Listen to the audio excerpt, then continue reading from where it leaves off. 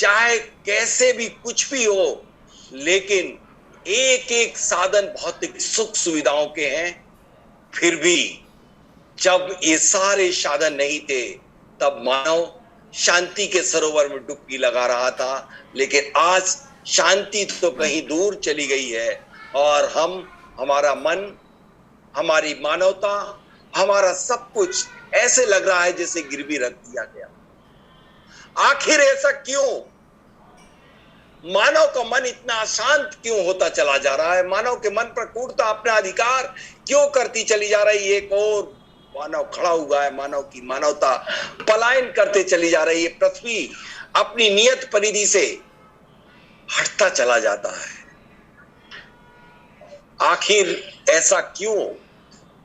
क्योंकि हम सब कुछ प्रकृति के साथ इतना बड़ा अन्याय करते चले जा रहे हैं, प्रकृति के साथ छेड़छाड़ करते चले जा रहे हैं, प्रकृति की रूपी मां का दोहन करते चले जा रहे हैं। अब प्रकृति को एक मां कहा जाता है। प्रकृति ने हर वन्य प्राणियों को, वनस्पति प्राणियों को, समस्त जगत को एक मां, अपने को मां मानते हुए, सबको पुत्र मानते हुए अपने आंचल में छिपा करके सबको दुग्धपान युगों युगों से कराती चली आ रही थी। लेकिन आगामी आने वाले शिष्यों को अब दुग्धपान कराने के लिए ये धरती मां विवश हो चुकी। आखिर ऐसा क्यों? इसके बहुत सारे कारण नहीं, बल्कि सबसे बड़ा कारण है कि प्रकृति के विपरीत चलना, प्रकृति के विपरीत कार्य करना और प्रकृति के नियमों का उल्लंघन करना ही सिर्फ और सिर्फ एक कारण है। हम सोच रहे हैं कि हम इस ग्रह पे पहुंच गए, हम मंगल पे पहुंच गए, उस पे पहुंच गए, अरबों खरबों रुपए बिना किसी उसके खर्च किए चले जा रहे हैं विज्ञान की दौड़ में, भौतिकता की आस में। लेकिन शायद हमें यह पता नहीं कि हम खोज तो बहुत अच्छी कर रहे हैं, लेकिन उसके दुष्परिणाम क्या भुगतना पड़ते हैं। जैसे कि एक छोटे से एग्जाम्पल के माध्यम से बता देना चाहूंगा कि हम जो बहुत सारी खोज करके, बहुत सारा अपने घर को सजाने के लिए हमने ऑयल बेस्ड पेंट का आविष्कार किया। पहले तो घरों में चूना पोता जाता था, लेकिन जैसे ही पता चला कि ये ऑयल बेस्ड पेंट ही हमारे लिए कैंसर का सबसे बड़ा कारण बना, सबसे पहले भारत ने नहीं अपितु अमेरिका ने इसकी खोज की कि इसमें लेड मिक्स होता है। लेड जो कि कैंसर के लिए सबसे ज्यादा डेंजरस है, और अमेरिका ने बैन लगा दिया।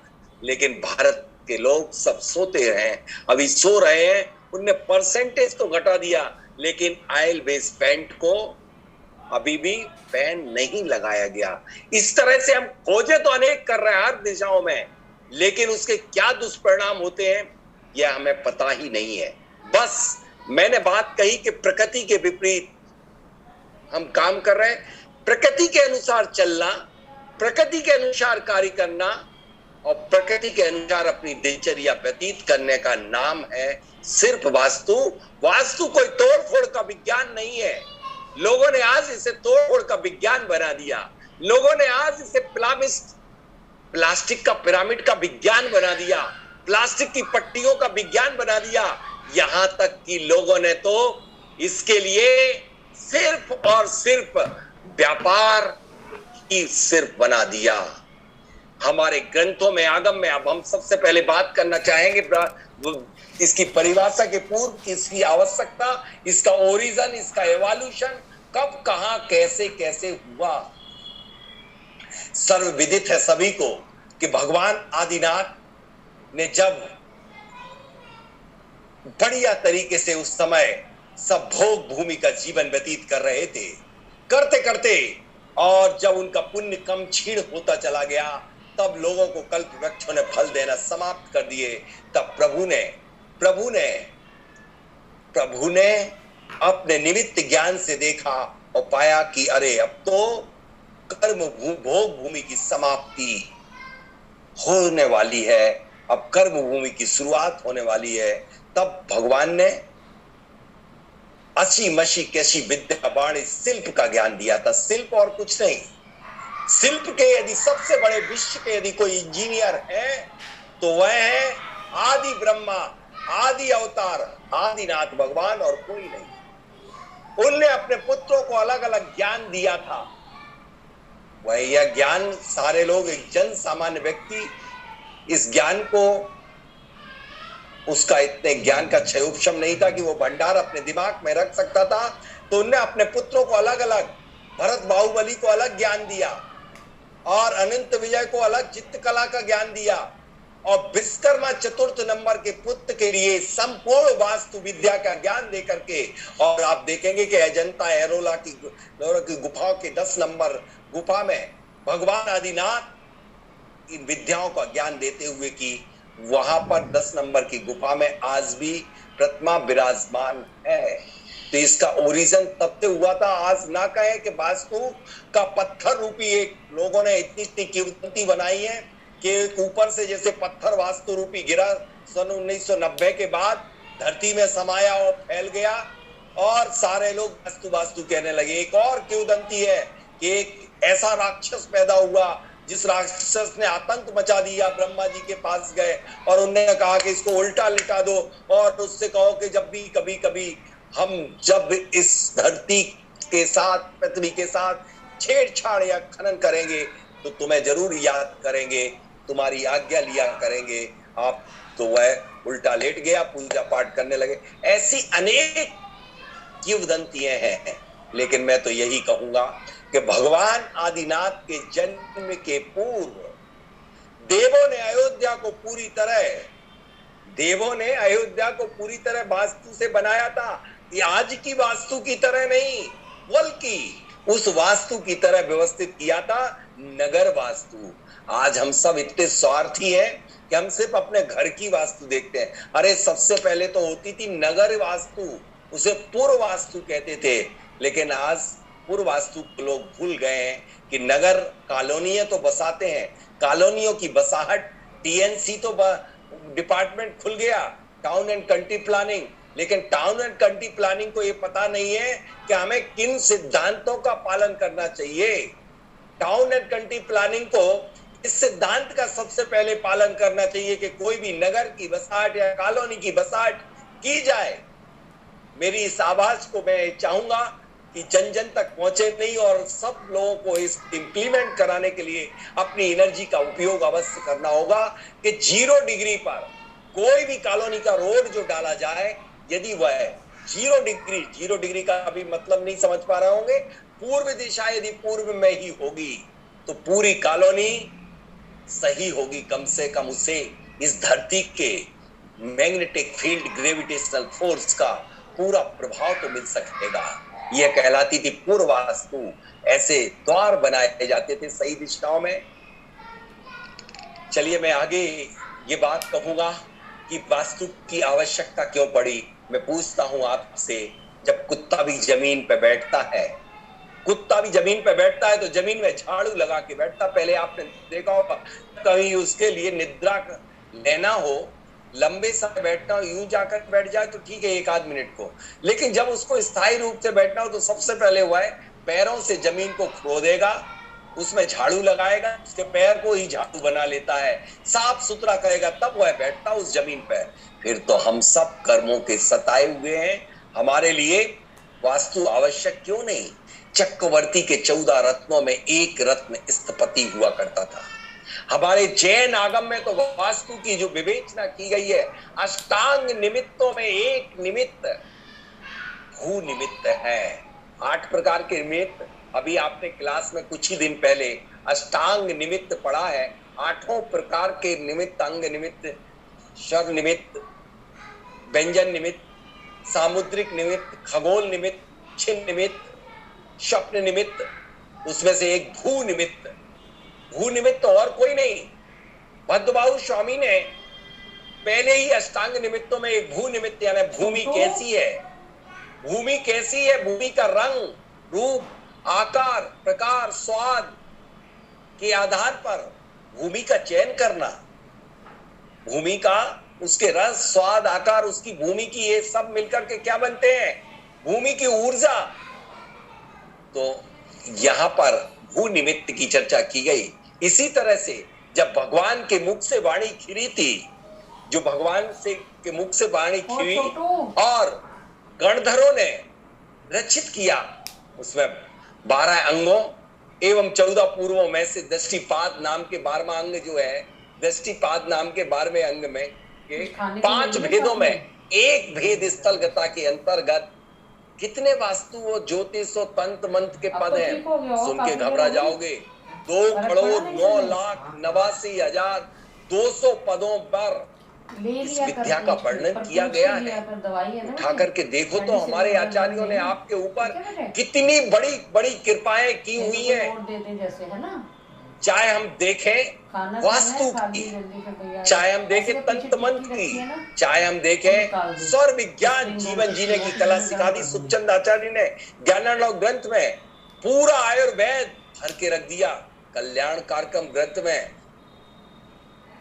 कल्याण कारकम ग्रंथ में उग्रादित्य महाराज ने, भद्रबाहु स्वामी ने तो पूछो मत, 8 निमित्तों पर अपनी विवेचना करके, खगोल निमित्त, जिस निमित्त के आधार पर पिछले वर्ष मैंने भविष्यवाणी कर दी थी कि कोरोना महामारी का प्रकोप कब तक चलेगा, जिस पर वर्षा और पूरे भविष्य का फल प्राप्त किया जाता है। अभी शायद पिछली क्लास में ही आप सभी ने पढ़ा था कि अष्टांग निमित्त से हम कैसे करें, किस किस निमित्त से भविष्यवाणी है कि सोने की तेजी मद्दी का मैंने 5 रविवार आपके मई के महीने में आए थे और मैंने कहा था कि तेजी सोने में रहेगी, पूरे महीने भर सोने में तेजी रही।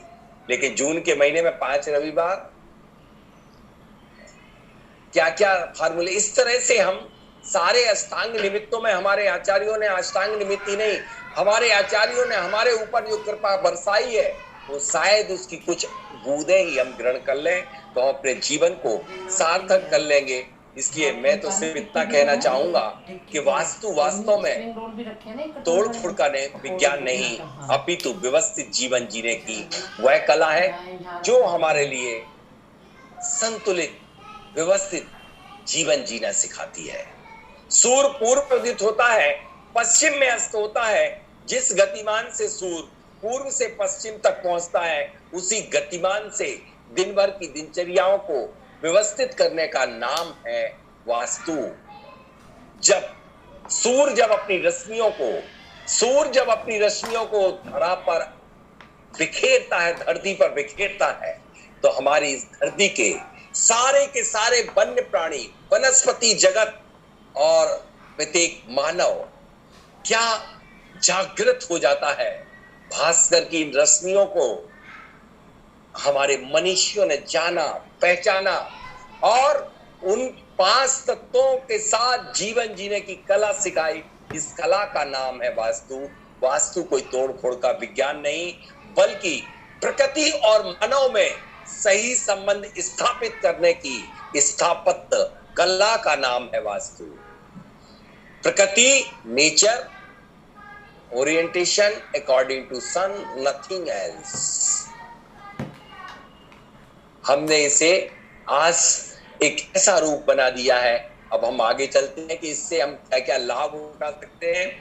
समय पूर्व मैं बता दूं कि हम इन 5 दिवसों में 10 दिवस की एक कार्यशाला है। अभी इसके बाद 5 दिवस तक ही मैं आपको क्लास लूंगा। 5 दिवस के उपरांत दूसरे पंडित जी आएंगे, वह आपकी क्लास लेंगे। 5 दिवस में मैं जो आपको बताने वाला हूं, इन 5 दिवस में क्या क्या कोर्स होगा।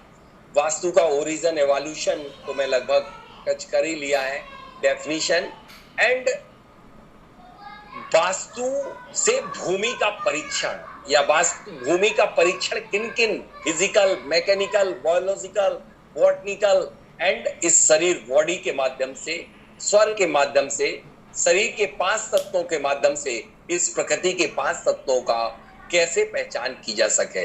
यदि आपके पास कोई उपकरण नहीं है, इस इंसान ने जो सबसे श्रेष्ठ उपकरण बनाया है, इससे बड़ा दुनिया का कोई भी उपकरण नहीं होता।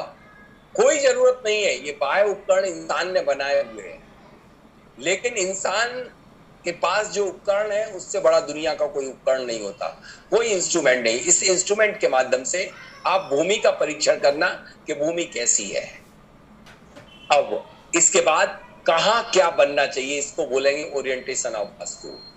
ओरिएंटेशन, कहाँ क्या बनना चाहिए, कहाँ क्या नहीं बनना चाहिए, इसकी चार दिशाएं, चार विदिशाएं, चार और इसके वाला 8 और उप विदिशाएं, 4 विदिशाओं की 8 उप विदिशाएं के साथ साथ हम 32 पदों के स्थान पर दरवाजे, खिड़कियां, और इसके साथ साथ किसी भी मैप पर प्रारंभिक तौर पर किस तरह से जानेंगे वास्तु दोष, या मैप पर कैसे करेंगे वर्किंग, क्या है दोष और उनका निवारण। थोड़ा सा शार्ट में छोटे छोटे फिलर और हम पढ़ेंगे, जानेंगे कि निवारण के उपायों में हम 3 चीजों का प्रयोग करवाएंगे जो प्रकृति जन्य है। समस्त वास्तु दोषों का निवारण हम सिर्फ और सिर्फ अकेले पेड़ पौधों के माध्यम से कराएंगे, छोटे छोटे गमलों में। दूसरा मिरर थेरेपी, तीसरा मैग्नेट थेरेपी। बस इसके माध्यम से हम समस्त वास्तु दोषों का निवारण कर, हमें तोड़फोड़ करने की जरूरत नहीं है। वास्तव में वास्तु में दिशा से ज्यादा महत्व है दशा का। दशा यानी कि भूमि की एनर्जी, भूमि कैसी है, जागृत है, सुप्त है, बाधित है, शापित है, निगेटिव है, पॉजिटिव है, योग्य है, अयोग्य है, किस कार्य के योग्य है, किस व्यक्ति के योग्य है, किस क्रिया के योग्य है, किसके मूलांक से, किसके निमित्त से, जैसे निवास योग्य है या आपके धर्मायतन योग्य है, व्यापार के योग्य है, या किसी व्यक्ति के योग्य है कि नहीं, इसका निर्णय करने का नाम है वास्तु। वास्तु में जो 3 प्रिंसिपल सबसे एक्टिव रहते हैं वह है किसी भी living and non living things पर उस पर पूरा प्रभाव पड़ता है, वो 3 चीजों का पड़ता है। वह 3 चीजें हैं। कौन सी है वो 3 चीजें हैं? कौन है वो 3 फैक्टर? कौन से हैं वो 3 प्रिंसिपल? सबसे पहला है सन रे, सूर्य के किरणें जैसे ही इस धरा पर पड़ती हैं, चाहे वो है एक इंद्रिय जीव हो, चाहे वो पुष्प प्रकृति का कोई भी फल हो, पौधा हो, पशु पक्षी हो, लिविंग हो, नॉन लिविंग, इवन दैट दूध हो, दही हो। दूध हो तो उसमें एक बायोकेमिकल रिएक्शन होती है, आपके बॉडी के अंदर एक बायोकेमिकल रिएक्शन होता है। तो वो सनरेज क्या करता है? सनरेज जैसे ही इन सनरेज को आप किस पर्टिकुलर एंगल ऑफ इंक्लाइनेशन से आप अपने घर में प्रवेश करा के अपने घर के अंदर ऊर्जाओं का सोर्स या एनर्जी को कैसे एब्जॉर्ब करा सकते हो, इसका नाम है कि सूर्य ऊर्जा, सन ऊर्जा, सूर्य एनर्जी। इस एनर्जी को आप चाहे वो दरवाजों के माध्यम से एनर्जी को प्रवेश कराओ, विंडो के माध्यम से कराओ, अथवा कैप्चरिंग करने के लिए सूर्य की किरणों के लिए रंग का माध्यम लिया जाता है। कलर, अपने घर के कलर, जिस तरह से कि आप जब आपके लिए अग्नि के लिए कोई सोर्स नहीं होता है तो आप एक लेंस उठाते हैं और लेंस में पूरी सूर्य की किरणों को एक केंद्र बिंदु पर केंद्रित करते हैं और एक कागज लगाते हैं तो कागज में आग लग जाती है। ठीक यही काम तो करना है आपको वास्तु में कि उस प्रभावशाली सूर्य की किरणें जो कि आपको सिल्वर भी देती हैं, गोल्ड भी देती हैं, सारी की सारी धातुएं, मिनरल सब कुछ देती हैं। क्या क्या देती हैं ये देखिए, आप देख रहे होंगे। सिल्वर भी देती हैं जो ब्लू कलर की होती है, सिल्वर देती हैं, कॉपर देती हैं, लाइट ब्लू कलर की एल्यूमिनियम देती हैं, लेड देती हैं, मरकरी देती हैं और आपको गोल्ड भी देती हैं, आयरन भी देती हैं। ये सारे कंटेंट्स हमारे सूर्य की किरणों में रहते हैं। शायद आपको नहीं मालूम कि यह सूर्य की किरणों का खेल जो जादू है वो 3 बजे से हर 3-3 घंटे में, जिसे आप पहर कहते हैं, इन 3-3 पहरों में अलग अलग केमिकल कंपोजिशन की किरणों, रेज को प्रोड्यूस करते हैं सूर्य और वह हमारे लिए हीलिंग कराता है। तो इनको पर्टिकुलर किस समय पर कौन सी किरणें किस एंगल ऑफ इंक्लाइनेशन से आती है और आपके घर को ऊर्जावान बना देती है। आपके व्यापार, आपके अंदर आप बैठे हुए हो घर के अंदर तो आपको ऊर्जावान बना करके, आपको चैतन्य करके, आपके अंदर एनर्जी को जागृत करके आप इतने ज्यादा एक्टिव हो जाते हो कि आप व्यापार में ही नहीं बल्कि आप हर श्रावक के चार प्रकार के पुरुषार्थ होते हैं: धर्म, अर्थ, काम और मोक्ष। धर्म, अर्थ, काम और मोक्ष, इन चारों को प्राप्त करने के लिए हम बिना इनके बगैर कुछ भी नहीं कर सकते। चाहे आप धर्म करोगे तो धर्म के लिए, आपको स्वस्थ रहने के लिए, सूर्य के लिए। इसलिए जितने भी लोग हैं वह 3 बजे, जैसे भैया जी से आप पूछेंगे, अनिल भैया से, वो 3 या 4 बजे सो के उठ जाते होंगे। उन्हें कुछ जरूरत नहीं होती, बहुत सारी चीजें अपने आप प्राप्त हो जाती हैं। इस तरह से हम जो लोग ये सोचते हैं कि हम 8 बजे सो उठ रहे हैं और बहुत अच्छा वास्तु का निर्माण कर रहे हैं,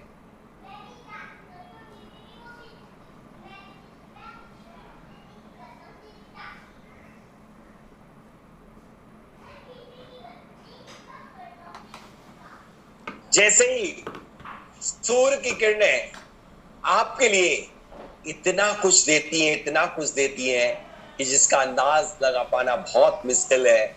दुनिया का कोई डॉक्टर, दुनिया का कोई वैज्ञानिक, दुनिया का कोई भी जो नहीं दे सकता, वो हमारा सूर्य देता है। चाहे आप यहाँ कहेंगे मैं तो नहीं मानता वास्तु को, तब भी वह सूर्य सांप्रदायिकता नहीं फैलाता, पर्टिकुलर किसी जाति विशेष को सूर्य अपनी एनर्जी नहीं देता है। सर्वधर्मी लोगों के लिए, चाहे उसे कोई गाली भी देता हो, तब भी वो अपनी एनर्जी हर व्यक्ति को देता है। इसके अंदर सब कुछ छिपा होता है, लेकिन जो एनर्जी सूर्य देता है उसमें से 49% स्कैटर्ड हो जाती है, यहाँ वहां बिखर जाती है। बादल एब्जॉर्ब कर लेते हैं, रिफ्लेक्ट कर देते हैं, एटमॉस्फेयर के क्लाउड में उसमें चली जाती है, सरफेस पर डिस्ट्रीब्यूट हो जाती। 51% बस बचती है जो धरती पर आती है, यानी कि 100 में से 51% ही एनर्जी आपके घर में, आपकी फैक्ट्री में, आपके अपने प्रोजेक्ट में, आपके अपने कॉलेज में, सिर्फ आपको इतने 51% की एनर्जी आप अपने प्रवेश करा सकते हैं। 51 में से भी यदि आप 51 में से भी यदि आप कहेंगे कि मैं साहब सब बंद कर लेता हूं, दरवाजे खिड़कियां हैं, और यदि पर्टिकुलर जिस एंगल से पॉजिटिव एनर्जी गोल्ड और सिल्वर आता है वहां बंद कर लोगे, तो आप एग्रेसिव रहोगे। लेड और आयरन अकेले को प्रवेश कराओगे तो आपको शांति प्राप्त नहीं होगी।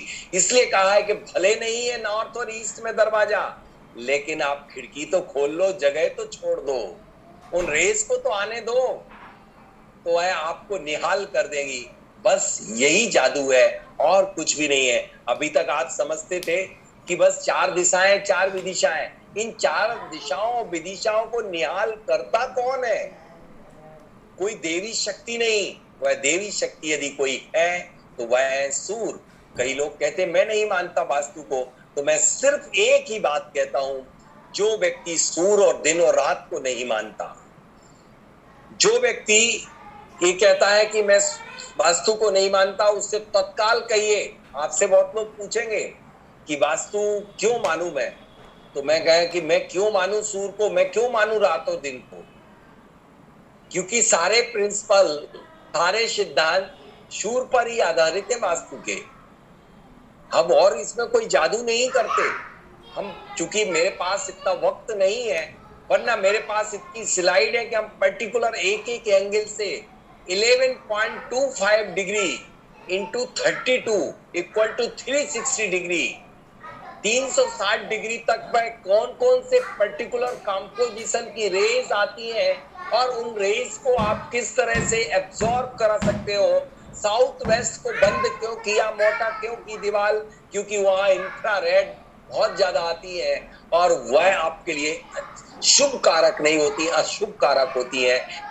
नॉर्थ ईस्ट को खाली क्यों छोड़ा, क्योंकि अल्ट्रावायलेट रेज बहुत बढ़िया आती हैं और उस समय सिल्वर और गोल्ड की कंटेंट्स उसमें होता है, जिसको लिए आप बाजार में 50,000 रुपए का 10 ग्राम प्राप्त होता है।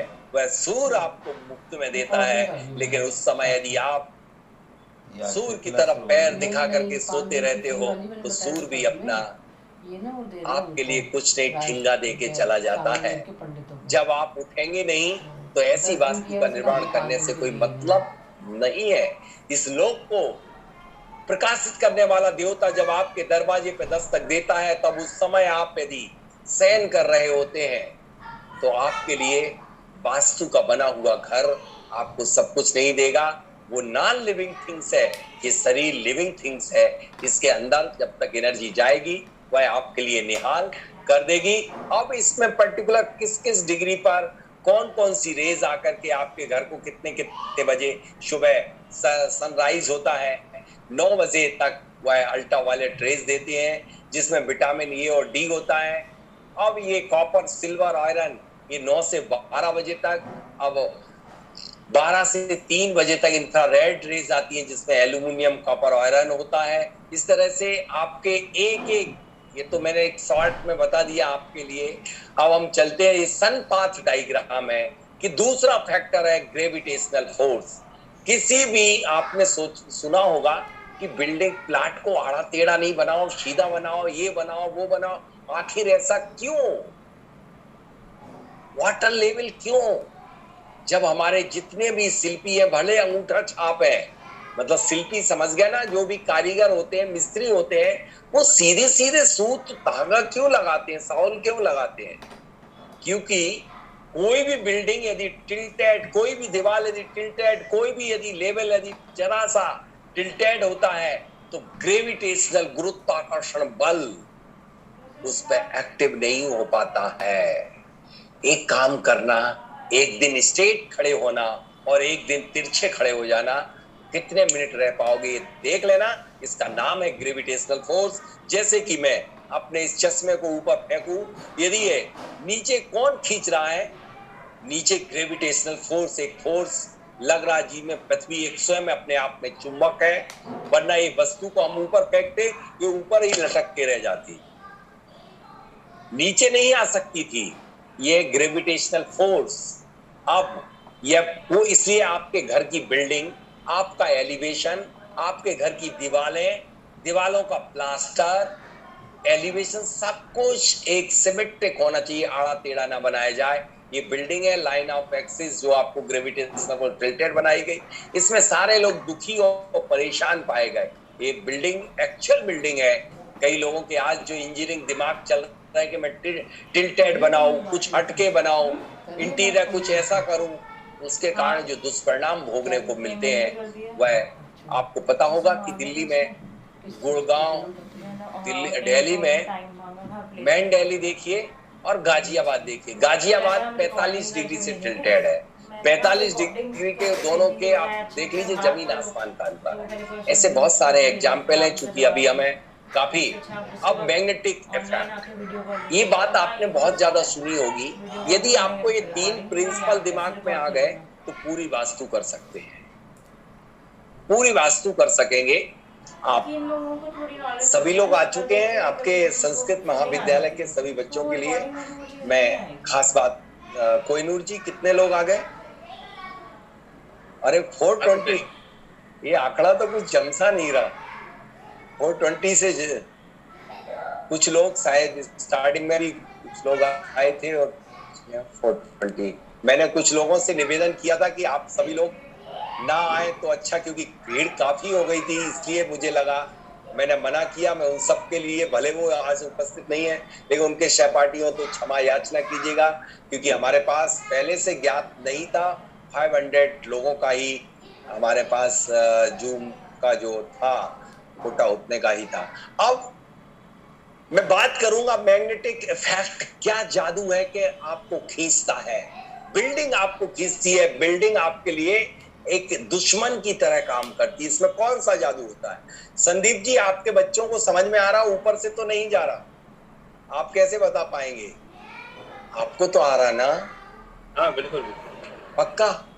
हाँ बिल्कुल, तो सबको आ जाएगा, बच्चे तो आपके ही हैं। अब गुरुजी है तो आप सभी को समझ आ रहा है, क्योंकि हमारे इसमें हम साइंस से हटके नहीं जाएंगे, धर्म से हटके नहीं जाएंगे। क्योंकि आपसे कॉज पूछा जाएगा। आज हम देखते हैं फील्ड में इतने लोग वर्क कर रहे हैं, लेकिन किसी के पास कोई आंसर नहीं होता। हमारे हर बच्चा, हर बुद्धिजीवी ये जानता चाहता है कि आखिर मैं नॉर्थ में फेस क्यों करूं। क्यों करते हैं आप नॉर्थ में फेस, कोई बताएगा? नॉर्थ और साउथ एक्सिस लंबी क्यों रखी जाती है, और मंदिर में ईस्ट और वेस्ट एक्सिस लॉन्गर क्यों रखी जाती है? संदीप जी बताएंगे आपकी मंदिर में east west axis longer than the north south. Ban magnetic effect, बहुत बढ़िया। मैग्नेटिक हमारे लिए चाहिए। यहाँ पर नॉर्थ साउथ एक्सिस लॉन्गर इसलिए करते हैं क्योंकि हम सारे कामों में लोगों को अट्रैक्ट करना चाहते हैं अपने तरफ। हाथ के कितने लेते हैं? नॉर्थ से साउथ की तरफ चुम्बी की बल रेखाएं। थोड़ा मैं हिंदी बोलने का प्रयास करता हूँ प्योरली, क्योंकि संस्कृत महाविद्यालय के विद्यार्थी हैं, जो कि आज ये भी संस्कृत नहीं आती है, लेकिन ये बच्चे कितना टफ विषय को कितने आसानी से पढ़ रहे हैं। इनके बिल्कुल इनके ज्ञान को मैं वंदन नमन करता हूँ कि नॉर्थ से साउथ की तरफ बल रेखाएं, चुम्बी की बल रेखाएं चलती हैं, और यदि उनके लिए स्पान, उनके लिए दूरियां लंबी मिल जाती है तो बल रेखाएं ज्यादा इंटेंसिटी में फैल जाएंगी। यदि आपके लिए संदीप बाबू, यदि 5 फीट के कमरे में पैक कर दिया जाए कैसा लगेगा? अजीब लगेगा। यदि आपके लिए आपके सामने दीवार खड़ी कर दी जाए, चौड़ाई कितनी भी हो 25 फीट की, लेकिन एक सामने 1.5 फीट के सामने के बाद एक दीवार आ जाए और आप उस तरफ फेस की हो, बड़ा अजीब लगेगा। जिस तरफ आपकी एक्सिस वो लॉन्गर होना चाहिए।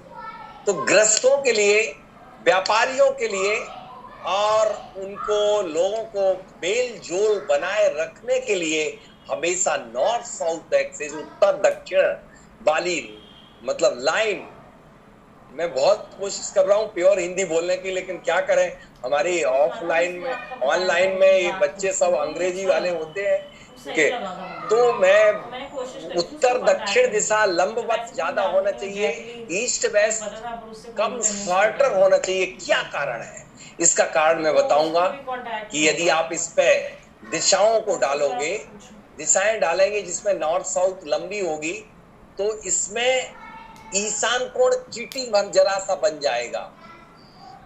नॉर्थ साउथ यदि बड़ा होगा तो बड़ा बन जाएगा, और ईस्ट वेस्ट यदि बड़ा लंबा होगा तो इसमें ईशान कोण जरा सा, बिल्कुल अभी हम करके दिखाएंगे ना इसमें कैसे आप निकालेंगे। तो भगवान के यहाँ जहाँ प्रभु बैठा हो वहाँ ईशान छोटे बड़े की जरूरत नहीं होती। वहां तो प्रभु से बड़ा दुनिया का कुछ भी नहीं होता। वहां सूर्य प्रथम स्वयं नमस्कार करता है, सूर्य को प्रथम दंडवत होना है। खजुराहो के मंदिर जो है चंदेल राजाओं के समय जो बनाए गए थे, उनमें आप देखोगे पूरी कृति की जब सूर्य प्रथम नमस्कार करता है, पूरी किरणें से पहले चरणों में जाती हैं भगवान के। तो ठीक इसी सिद्धांत पर ये कार्य करता है कि मंदिर हमेशा east west axis longer. Bharat में जितने भी मंदिर देखोगे वो सब पूर्वाभिमुख भगवान बैठे हुए, पश्चिम के स्थान पर मूल वेदी बनाई गई और ईस्ट वेस्ट एक्सिस लॉन्गर रखी गई, लंबी रखी गई। लेकिन यदि आपको व्यापार में गति अच्छी चाहिए, घर में मेल जोल अच्छा चाहिए, बच्चों के स्टडी में बहुत बढ़िया चाहिए कि सारा मैग्नेटिक इफेक्ट है, विद्युत चुम्बी की तरंगे मस्तिष्क के ऊपर प्रेशर बनाने का प्रभाव डालें, मेमोरी रिकॉल कराएं। मेमोरी रिकॉल करने के लिए facing towards north is excellent. North face करना बहुत अच्छा होता है, लेकिन जब आपको बाहर नहीं अंदर का अट्रैक्शन चाहिए हो। देखिए संदीप बाबू, ये कितनी रहस्य की बात है कि जब आपको अंतरात्मा में रमण करना हो तो आपके लिए फेसिंग टुवर्ड्स ईस्ट करिए। सूर्य प्रज्ञप्ति, प्रज्ञा को देने वाला होता है सूर्य की दिशा। इसलिए लोग कहते हैं कि वास्तु की क्यों जरूरत। मैं पूछता हूँ दिशाओं का कितना बड़ा महत्व है। साउथ और वेस्ट में करके कभी ने किसी तीर्थंकरों ने योग नियोग क्यों नहीं किया? आप तो इतने, मैं तो पढ़ा लिखा नहीं हूँ, आप लोग इतने ग्रंथों को पढ़े, नॉर्थ और ईस्ट में ही क्यों योग नियोग किया? किसी ने कभी किया, किसी तीर्थंकर ने कभी भी, कोई भी भगवान ने के साउथ में बैठ के कर लेते? नहीं करते, क्या जरूरत? नहीं, इसका अपना अपना महत्व है कि कौन सी दिशा आपको क्या देती है। बस इन दिशाओं का और दशाओं का पूरा पूरा हमें उसका रिजल्ट लेने का नाम है वास्तु। इसलिए आप कभी भी घर का निर्माण करें, मंदिर का निर्माण करें, इस प्रिंसिपल को फॉलो जरूर करें। मैं इस पे इसलिए ज्यादा फोकस कर रहा हूं कि प्रिंसिपल यदि आपको समझ में आ गया तो आप सारी वास्तु कर लेंगे। और प्रिंसिपल ही आपके दिमाग में सिद्धांत ही नहीं आया तो करेंगे भी क्या? तो आपको घर में कोशिश करें कि नॉर्थ साउथ व्यापार में स्पेशली देख लेना, वो व्यापार खूब चलते होंगे, भले दक्षिण मुखी दरवाजा है उन व्यापारियों का। देखिए जलगांव का पूरा बापना का मार्केट दक्षिण मुखी है, लेकिन उनमें साउथ और नॉर्थ एक्सिस लांगर है। ऐसे सोना खरीदने आते जैसे मुफ्त में मिलता होगा, कोई पूछते ही नहीं, लाइन में क्यों में लग करके लोग लेते हैं। ऐसे देश के मैंने कम से कम केस स्टडी 725 केस स्टडी रखी है जिनके नॉर्थ साउथ एक्सिस लांगर होने के बाद उनकी इंडस्ट्री, उनके सब कुछ, यदि अब नहीं हो तो उसमें परिवर्तन का उपाय हम करेंगे, तोड़फोड़ नहीं करेंगे। कैसे नॉर्थ साउथ एक्सिस को लांगर किया जा सकता है, इसमें ऐसे किया जाएगा कि आप अपना जो, यदि किसी की ईस्ट फेसिंग है, 30 बाई 50 का प्लाट है संदीप जी का, जैसे भगवा में तो बहुत बड़ा है, तुम्हारा छोटा थोड़ी है, 30 बाई 90 का है। लंबे गांव में बहुत लंबे, गहराई बहुत होती, 30 बाई 90 है। अब इनका क्या है कि 30 बाई 90 तो है, लेकिन ईस्ट फेसिंग है, पूर्व दिशा में है। अब इन कैसे, अब फिर तो ये गड़बड़ हो गया। नहीं, गड़बड़ नहीं, इसको कैसे करेंगे कि हम जो रूम बनाएंगे, कक्ष बनाएंगे, उसकी नॉर्थ साउथ एक्सिस लांगर रखेंगे। समझ गए ना पंडित जी साहब? कुछ और मैं बुरा मत मानना, आप ही दिख रहा है, मैं आपको ही फोकस करके, क्योंकि किसी भी बिना लोगों को देखे उनके चेहरा को बोलना बहुत सबसे कठिन काम है, बहुत कठिन काम है। Concept is clear? एक मिनट कोहिनूर जी, मुझे लोगों के चेहरे दिखाने के लिए कि मैं सभी लोगों को समझ आ गया क्या? सभी लोग समझ गए ना? रश्मि जी, हाँ जी, ये तो सब वही हमारे यहाँ के लोग बैठे, आपके तो कुछ दिख ही नहीं रहे पंडित जी, महिपाल कोठारी, ये सारे लोग हमारे यहाँ के ही बैठे। पंडित जी लोगों को देखना था मुझे, कहीं दिख ही नहीं रहे, कहाँ है पंडित शास्त्री जी? आदि सभी सीएम, सब विवेक जैन, राहुल जी, से सभी लोग हैं। चलिए कोई बात नहीं, हो सकता कहीं होंगे, मतलब मैं नहीं दिख पा रहे होंगे क्योंकि भीड़ काफी है। 400, हाँ जी, कैमरा बंद है।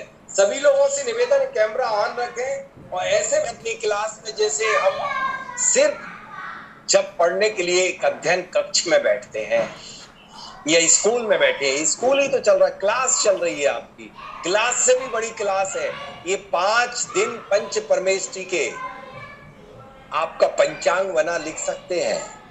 यदि आपने इन इबारतों को, इन प्रिंसिपल को, इस सिद्धांतों को, इसको पूरी तरह से अपने दिमाग में डाल लिया तो आप निश्चित रूप से, मैं गर्व के साथ कह सकूंगा कि आप एक बहुत अच्छे वास्तु सलाहकार बन सकते हैं। तो ये मैग्नेटिक इफेक्ट आ गया, सनरेज आ गया, ग्रेविटेशनल प्रिंसिपल इज क्लियर। अब हम चलते हैं प्रिंसिपल के बाद आगे बढ़ते हुए कि वास्तु की डेफिनेशन पुनः आ गई, सूर्य ने आलोकित किया। चलिए, इसमें आप सभी को समझ में आ गया कि वास्तु में दिशा से ज्यादा महत्व है दशा का, कि वास्तु में 70% रोल यदि किसी का है तो वो है लैंड एनर्जी। भूमि कैसी है, जागृत है, सुप्त है, बाधित है, शापित है, निगेटिव है, पॉजिटिव है, योग्य है, अयोग्य है, किस योग्य है, हड्डी है, मुर्दा है, धातु है, किसके योग्य है, इसका निर्णय है। तो इसमें देखिए कि 70% रोल है लैंड एनर्जी का, भूमि का, और 30% रोल है बाकी चीजों का, कि कहाँ क्या बनेगा, क्या कलर होगा, कैसा डेकोरेशन होगा, किस तरह से हम उस वास्तु का संरक्षण करेंगे। 70% के लिए हम बात करते हैं कि 70% भूमि कैसी है, जैसे कि इसके लिए सबसे अच्छा सटीक उदाहरण जो बैठता है वो है कि लोग कहते हैं इससे कोई भी व्यक्ति 99% वास्तुविद इस देश के सिर्फ तोड़ फोड़ या ये यहाँ बनना चाहिए, वो वहां बनना चाहिए, यहाँ बनना चाहिए, इसके अलावा किसी भी चीज पर ध्यान नहीं देते। उस सबसे पहले 70% जैसे कि संदीप जी का भाग्य महत्वपूर्ण है जो उनका पहना हुआ कपड़ा, यदि जैकेट मोदी जी की पहन लोगे तो मोदी जी नहीं बन जाएंगे संदीप जी। संदीप जी जो है संदीप जी रहेंगे, ठीक है ना। तो संदीप जी की गुणवत्ता जो है वो ज्यादा महत्वपूर्ण है। जैसे संदीप जी की जैकेट और उनके एक स्टूडेंट ने कल पहन ली, तो संदीप जी का जो स्टूडेंट ने जैकेट को पहना तो वो संदीप जी का स्टूडेंट क्या संदीप जी के रोल करने लग जाएगा, टीचर बन जाएगा? नहीं बन सकता। ठीक इसी तरह से उनका जो व्यक्तित्व है, उनकी जो पुण्य आई है, पुण्य है, भाग्य, उसे कुछ भी इंटर्न्स कह दीजिए, वो सबसे ज्यादा महत्वपूर्ण है बजाय बाकी उनके रंग रोगन रूप आकार कपड़े ये वो कहाँ क्या पहने, हाथ में क्या पहने, नाक में, इनमें, कान में, गले में क्या पहने, चेन पहने, ब्रेसलेट पहने, मोबाइल कौन सा रहे, आईफोन रखे क्या, ये सब सेकेंडरी है, ये कुछ नहीं। ये सबका रोल है 30%, 70% इज लैंड एनर्जी। ठीक इसी तरह से जमीन में 70% उसका भाग्य यदि कोई है तो वह है भूमि की ऊर्जा, जिसको इग्नोर कर दिया जाता है, जिसके लिए कोई ध्यान नहीं देता। सब जुट जाते हैं बिना कंपास लिए, बिना किसी लिए, घर में घुसे नहीं, ये गलत ये सही, ये गलत ये सही, ये गलत ये सही, कुछ मत बोलिए, स्टॉप। जब तक हम आपको सिखाएंगे कि 1 घंटे के पहले किसी के घर में घुसने के बाद आपको एक शब्द भी नहीं बोलना, मौन रहना, क्या करना है, क्या क्या चेक करना है, तब आप बोलिए। 100 में से 100% आपका प्रेडिक्शन सही निकलेगा, 100%। मैंने देखा लोग, पता चला ना डिग्री निकालना कंपास से कि कितने डिग्री पर कोई भी पूर्व दिशा जरूरी थोड़ी कि सीधे है, टिल्ट हो रही हो। तो 70% लैंड एनर्जी है, भूमि की ऊर्जा है, उसकी ऊर्जा चेक करने की विधि बताएंगे। 30% रोल है कि आपका orientation I mean to say that, मतलब मेरा कहने का अभिप्राय ये है कि वह कहाँ क्या बनना है, रसोई कहाँ, दरवाजा कहाँ, बेडरूम कहाँ, डक्ट कहाँ और डब्ल्यूसी कहाँ और बाकी drawing room, dining room, ETC, ये कहाँ क्या बनना है,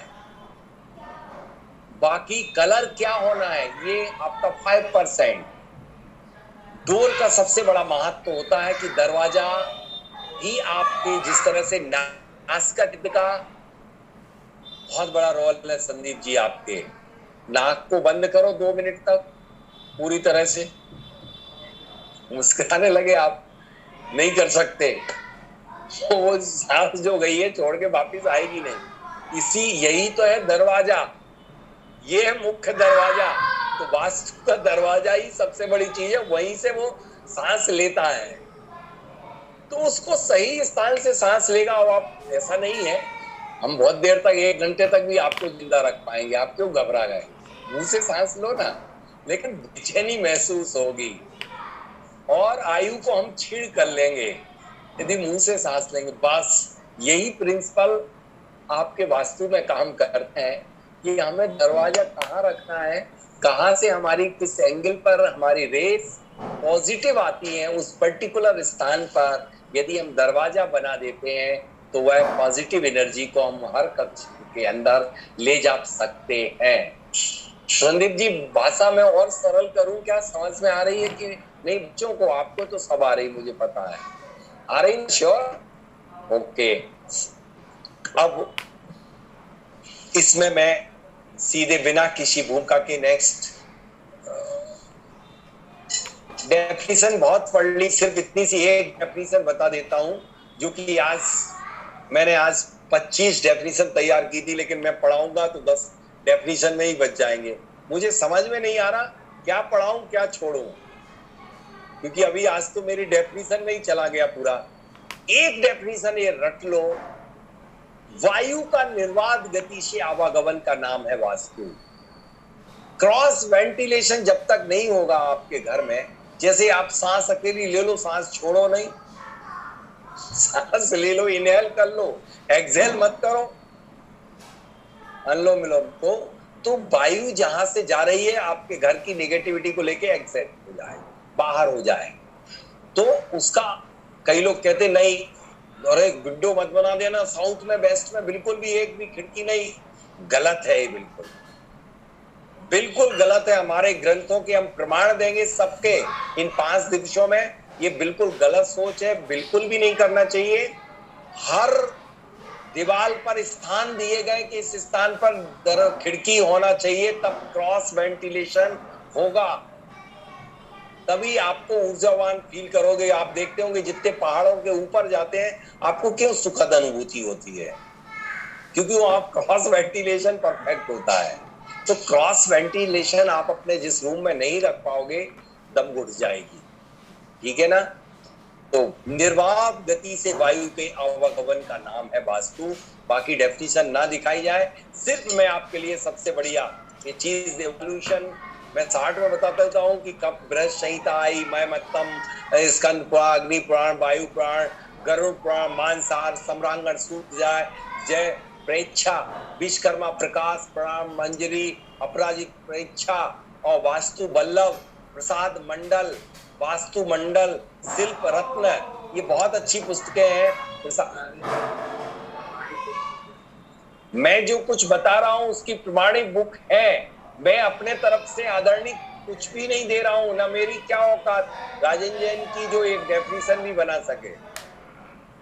ये सारे अब मैं एक एक बता देता हूं, जो भी मैं बता रहा हूं उनका संदर्भित ग्रंथ है विश्वकर्मा प्रकाश, प्रसाद मंडन। प्रसाद मंडन तो आपके पास होगी, कुछ कुछ अंश प्रसाद मंडन के हैं, वास्तुसार प्रकरण के भी हैं। इसके बाद सबसे बढ़िया सम्रांगण सूत्रधार और शिल्प रत्न है, ये गजब के ग्रंथ है। विश्वकर्मा सम्रांगण सूत्रधार के 2 वॉल्यूम हैं, मोटे मोटे ग्रंथ है। कल मैं चाहूंगा तो मैं आपके लिए वो बता दूंगा। तो ये जो भी मैं कुछ कह पा रहा हूं या करूंगा, बताऊंगा, उसका मूल आधार ग्रंथ ही होगा, क्योंकि आज जो लोग बागों ने वास्तु को इस तरह से अपमानित किया है, ऐसा कर दिया है कि निश्चित रूप से आगामी आने वाले लोग वास्तु में विश्वास नहीं कर सकेंगे। मतलब मुझे तो ये समझ में नहीं आया कि बेड कंडक्टर को कुचालक वस्तु को भी सुचालक बना दिया, और हम इतने बुद्धिजीवी हैं कि हमने एक्सेप्ट कर लिया। चलिए हम पर्दों को बाद में खोलेंगे, अभी तो सिर्फ हम आपके लिए बताने का प्रयास कर रहे हैं कि इस तरह से एवोल्यूशन, ओरिजिन एंड डेवलपमेंट, विकास कैसे कैसे एवोल्यूशन होता चला गया, किस किस शताब्दी में, 16वीं, 17वीं, 15वीं, अब इसके लाभ क्या किए अर्जित किए जाते हैं। वास्तव में आप बोलोगे कि फिर भाग्य तो कुछ भी नहीं है, नहीं, भाग्य सर्व, ताप यदि है तो पुण्य है, सब कुछ पुण्य है। लेकिन संदीप बाबू आप 100% पुण्य लेके आए, तो कल आपका पुण्य, मैंने कुंडली देखी, कह रहे गज केसरी योग और 4 बस 9 ही ग्रह आपके केंद्र में बैठे हैं, आप तो मालामाल। तो कल गाड़ी बाइक चलाना काली पट्टी बांध करके, एक्सीडेंट नहीं होगा, हो जाएगा। आप तो भाग्यवान ना साहब, आप 100 साल की आयु है, आपका कोई बाल बाका नहीं कर सकता, नहीं। बस भले कितना भी पुण्य लेके आप आए हो, लेकिन आंख खोल के चलना, ये पुरुषार्थ में आएगा। कोई भी जैन आगम की बुक देखिए, पर्टिकुलर हमारे जो कुछ जैन आगम की पुस्तकें लिखी गई हैं, मैं आपसे पुनः एक निवेदन कर रहा हूं, क्या हम विषय से विषयांतर्गत अभी ना हो। जितनी भी शंकाएं हैं ये सब हमारी क्लास के में लास्ट में मैं 15 मिनट के लिए आपकी सारी शंकाओं के समाधान करूंगा, जितनी भी शंकाएं हैं, क्योंकि हमारा विषय फिर छूट जाएगा जिस विषय पर हम चर्चा कर रहे हैं। अभी मैं 9:30 बजे तक इस विषय को लूंगा, फिर 9:30 से 10 तक हम आपकी सारी शंकाएं, या फिर जैसा 9 अभी से करना हो तो कोई बात नहीं, संदीप जी जैसा समय तो आपको बताना पड़ेगा, बच्चों की दिनचर्या को आपको व्यवस्थित करना, क्योंकि मैं क्लास अपने ही 9:30 सिद्धांत तक को चलेगी। तोड़वा नहीं सकता हूँ। मैं बच्चों के लिए कहता हूँ कि 8:30 सबको सो जाना चाहिए। 9:30 तक सर क्लास चलने दो और उसके बाद शंका समाधान। ठीक है, 9:30 तक क्लास, फिर उसके बाद ओके। सक्सेस इन लाइफ, वास्तव में वास्तु का सबसे बड़ा बेनिफिट तो मैंने स्वयं अपने जीवन में देखा है कि लाइफ में वो जो आनंद है, आनंद कोई देने वाला और कोई नहीं होता। आनंद देने वाला सूर्य, ग्रेविटेशनल फोर्स, मैग्नेटिक फील्ड का जब बैलेंस हो जाता है तो वही घर जो आपके लिए कष्टदायी रहता है वही आनंददायी में परिवर्तित हो जाता है। मैं पूज्य कौन सी महाराज साहब, शिव प्रज्ञा महाराज साहब क्लास में है। आज ही उनने फोन करके बताया कि जब से आपने, मैं पहले मुझे सूर से एलर्जी थी, जैसे ही निकलती थी तो मैं एकदम बहुत सर चटकने लगता था, माइग्रेन होने लग जाता था। और जब से आपने इंटीरियर की क्लास पढ़ाई और कहा कि सूर्य की इन सारी किरणों का इफेक्ट लेना चाहिए, तो मैंने सारी खिड़कियां जब से खोलना शुरू की, मुझे माइग्रेन नहीं, मेरे को इतना आनंद आना शुरू हो गया। मैं चाहूंगा महाराज साहब से कि लास्ट में जब संकट समाधान हो तब 2 मिनट के लिए अपने जो आपने अनुभूत किया है वो आप केस स्टडी में जरूर सम्मिलित करें। उनके लिए भी मैं एक क्षमा निवेदित करता हूं। सक्सेस इन लाइफ वास्तव में रियली मन का कंसंट्रेशन, स्वास्थ्य पर सीधा प्रभाव, वर्किंग शैली में परिवर्तन, आपका कार्यशैली ही बदल जाएगी, सब आप पॉजिटिव एनर्जी प्राप्त होगी। तो लाइफ को सक्सेस करने, कार्यों की क्षमताओं में अभिवृद्धि हो जाती है। जब कार्यों की क्षमता में अभिवृद्धि होती है तो व्यापार करने वाला व्यापार में गति तेज पकड़ लेता है। एक व्यवसाय, एक स्टूडेंट जो होता है वह भी अपने कम समय में ज्यादा अध्ययन कर लेता है, और एक आत्मज्ञानी, आत्मध्यानी अपनी साधना मन की एकाग्रता के साथ कर लेता है, और एक जो गृहस्थाचारी है अपना जीवन अपने घर परिवार के साथ आनंद के साथ व्यतीत कर लेता है। एक व्यापारी अपने ब्रांड का, कि किसी व्यक्ति के लिए यदि ऐसी फैक्ट्री है, ऐसा व्यापार हो जहां पर उसको ये, मैं जैसे वो साउथ में मुंह करके बैठ रहा, उल्टा रिपल्सन हो रहा हो, रिपल्सन नॉर्थ और साउथ, जब हम नॉर्थ में फेस करते हैं जो ऑब्जेक्ट आपके सामने आता है वह साउथ पोल बन जाता है, तो अट्रैक्शन होता है। जो भी आता है आपके पास साउथ पोल का आता है, और साउथ फेस करेंगे तो साउथ में रिपल्सन होगा, विकर्षण होगा, और अपोजिट पोल में आकर्षण होगा। तो आपको आकर्षण उत्पन्न कराना है तो सही दिशा में फेस करना पड़ेगा। इसलिए आपके व्यापार की गति के लिए, ब्रांडिंग के लिए आपको सही वास्तु बहुत ज्यादा काम करती है। रिस्टार्ट, शट डाउन, बंद व्यापार को भी मैंने 50 फैक्ट्री ऐसी थी जिनके बैंक एनपीए हो चुकी थी, उनको मैंने वापस रीइंस्टार्ट किया है, पुनः चालू किए। और वास्तव में जैसे ही आपकी लैंड की एनर्जी को बूस्ट किया जाता है, मैं एक एग्जांपल हमेशा देता हूं, वो आपको भी दूंगा, कि मैंने बिरला का जो सतना यूनिवर्सल केबल का एग्जांपल है जो बंद हो चुका था, और उन्होंने वीसीएल टावर जो 125 फीट ऊंचाई का लगाया था, बेस्ट वर्ल्ड की टॉप मोस्ट टेक्नोलॉजी के साथ जापान से कोलैबोरेशन करके 5 साल तक नहीं चल पाया। सारे के सारे लोग, मैं भी जब पहली मुलाकात आपसे संदीप जी की थी, मैं सतना से ही आ रहा था, याद है आपको कि नहीं? और जो प्रोजेक्ट आपने किया है उसमें मैंने इन 2 कॉपर राडों के माध्यम से मुझे सब याद आना शुरू हो गया। शायद आपको पता चला हो कि नहीं, हड्डियां निकाली थी। उसके पहले ही मैंने संकेत दे दिया था कि इस मकान में, इस भूमि में हड्डियां होंगी, और ढेर सारी हड्डियां जब निकाल के फेंकी गई, आज उस फैक्ट्री को आप देख रहे हैं कि वो कहां थी और कहां पहुंच गई। और उसके साथ साथ 3 और खुल गई उनकी।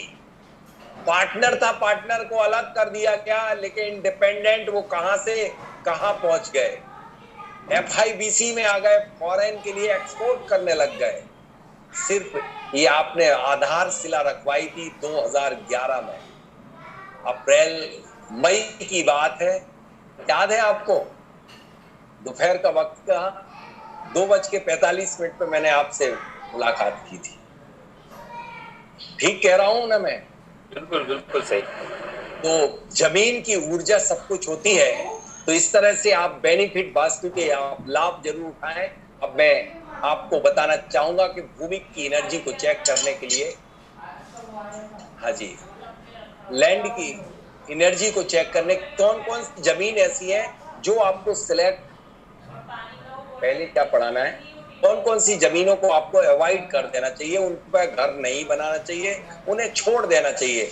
यमघट जमघट परघट की जमीनों पे कभी भी कोई भी किसी कीमत में भट्टे की लगी हुई जमीन है, या जिनके साउथ में नदी हो, नॉर्थ में पहाड़ हो, वो जमीन मुफ्त में भी मिले तो भी मत लेना। जिनके पहाड़ हो, बहुत ऊंचे ऊंचे पहाड़ नॉर्थ और ईस्ट में हो, और जिनके साउथ और वेस्ट में नदी हो, वाटर बॉडी हो, वहां पर आप कभी भी किसी भी कीमत में, ये ज्योग्राफिकल कंडीशन होती है। अब जहां पर आपके कभी भी मंदिर से सटके, मंदिर से चिपक के, मंदिर के पीछे और मंदिर के लेफ्ट हैंड साइड, मंदिर के शिखर की छाया जहां पड़े दूसरे और तीसरे पैर, वहां कभी नहीं। On the top of bank के ऊपर कभी भी अपना निवास नहीं बनाना चाहिए। वही बैंक, नोटों वाला बैंक, और कोई बैंक नहीं। अब अवॉइड डेड एंड, सबसे लास्ट में ट्रायंगल शेप की कोई भी बिल्डिंग हो। कल ही एक केस स्टडी मेरे पास आई थी, ये कभी भी आप किसी भी कीमत में ट्रायंगल शेप हो तो कभी भी सिलेक्ट मत करना। डेड एंड लास्ट, उस कॉलोनी का लास्ट घर, और वहां से आगे रास्ता नहीं जा रहा हो, उसको मुफ्त में भी मत खरीदना। अब अराउंड द सीमेंट, हाँ, जहां पर आपको, मैंने स्लॉटर हाउस बने रहे हो, जहां पर आपके भट्टे लगे रहे हो, ऐसी जमीन, जमघट मरघट, डिस्प्यूटेड लैंड, जहां पर आत्महत्या की गई हो, जब तक उसका शुद्धिकरण, जब तक व्यवस्थित ना हो, तब तक उस जमीनों के लिए आपके लिए त्याग देना चाहिए। धोबी का घाट, लिकर मतलब जहां पर जुए, सट्टे इत्यादि, ईंट के भट्टे, दारू के स्थान रहे हो, इन अड्डों पर कभी भी मुफ्त में भी नहीं खरीदना चाहिए। ये जमीनों को आपको जहां पर अपोजिट एंटी स्लोप हो, यानी साउथ और वेस्ट की तरफ ढलान आ रहा हो, चैत्य वृक्ष जहां पर लगे हो, बबूल के बहुत सारे कांटेदार वृक्ष हो, सर्प की बामी हो, हाई टेंशन लाइन के ठीक नीचे, किसी भी कीमत में मुफ्त में भी मत ले लेना, वरना जीवन आपका कष्टप्रद हो जाएगा। बहुत सारे कारण है, बस मैं इतना आपके लिए दिखा देना चाहता हूं कि कौन कौन सी भूमि आपको सिलेक्ट करना चाहिए, सीधे डायरेक्ट। एक और ये है कि टीपे नहीं रहना, दो तरफ बहुत ऊंची बिल्डिंग है, उनके बीच में मुफ्त में भी मिले छोटी सी बिल्डिंग तो भी मत खरीदना। यदि आप इसको ऊंची कर सके तो कोई बात नहीं है। अब मैं, तरीका क्या होगा आपको चेक करने का, भूमि की चेक करने के आपको तरीके, बस मैं एक छोटा सा एक physical, chemical, biological, botanical, mechanical, क्या अभी आपके 10 मिनट शेष है, 10 मिनट में मैं जितना भी बता सकूंगा एक मेथड समझा देता हूं, 2 मेथड, उसके बाद ठीक एग्जैक्ट 9:30 पे से लेकर के 10 तक, 10 बजे तक मैं आपकी समस्त शंकाओं का समाधान करूंगा। इसमें फिजिकल है ना, भौतिक विधियां, भूमि का रंग, गंध का क्या रंग है मिट्टी का। अब ये रंग पे तो आपका अधिकार बचा नहीं है साहब, के काली मिट्टी या फिर नीली मिट्टी, लाल मिट्टी, पीली मिट्टी कहाँ मिलेगी, वो तो सारे पूरे गांव में एक ही टाइप की मिट्टी होती, बदलती नहीं है। उसका तरीका ये है कि आप व्यापार करने जा रहे हो तो व्यापारी के लिए सफेद और पीली मिट्टी अपने गड्ढे में डाल लो। शिलान्यास में संदीप जी, वो मिट्टी गौशाला की मिट्टी, आपने जो प्रोजेक्ट मेरे साथ किया था, बुलवाई गई थी, डाली गई थी, ये गौशाला की मिट्टी। तो इन मिट्टियों से आप कहेंगे इतनी सी मिट्टी से, एक बोरी मिट्टी से क्या होगा, तो आपसे मैं पूछता हूं कि आप जब बीज डालते हो किसी भी, जैसे खसखस जैसा बीज किसका होता, बट वृक्ष का, खसखस के बराबर, वृक्ष की लंबाई चौड़ाई कितनी होती है?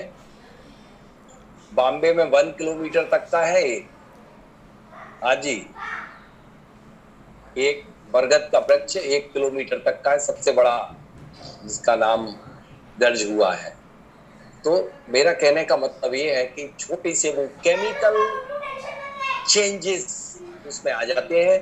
तो आपको यदि अपना बहुत अच्छा घर बनाना है तो उसमें कौन सी मिट्टी आपके लिए श्रेष्ठ तो होती है? आप व्यापारी हैं, सभी लोग व्यापारी हैं, सभी बैस हैं, मोस्टली बैस हैं, इनके लिए कौन सी मिट्टी होती है?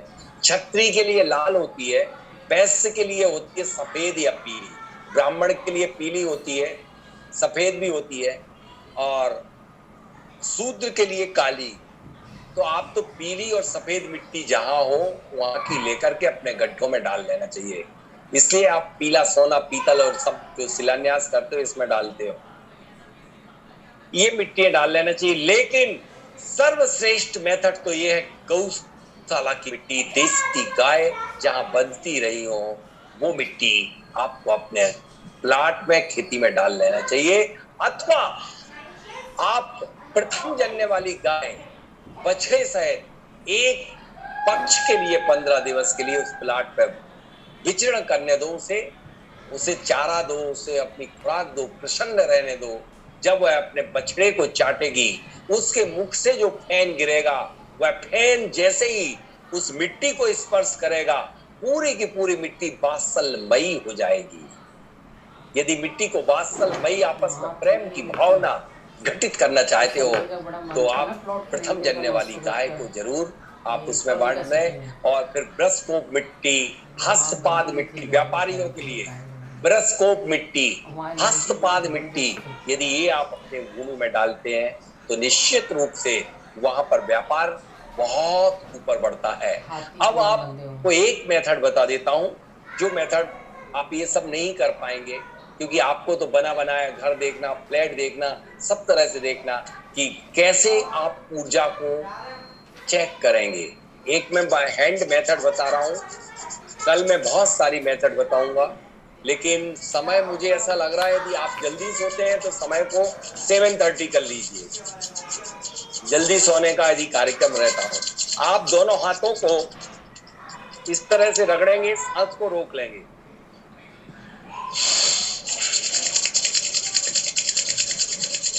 इन दोनों हाथों में आपकी एनर्जी आ जाएगी। दोनों हाथ हैंड को पैरेलल ले लीजिए और धीरे धीरे धीरे धीरे उनको लाने का, पास लाने का प्रयास कीजिए। एक जगह ऐसी आएगी कि हाथ अपने आप उस सीमा के बाद अंदर आने को कोई एनर्जी रोकेगी। करंट यहां से संदीप जी रगड़िए, करिए मेरे साथ, आपको भी ऐसा होगा, फील करिए अपने हाथ, दोनों हाथों को। आदरणीय, इस मेथड के 1 लाख रुपए मिलते हैं एनर्जी चेक करने की। जो क्षमता आपके स्वयं के अंदर फायर एलिमेंट है वो दुनिया में किसी के अंदर नहीं। सांस को रोक करके 20 सेकंड 25 सेकंड तक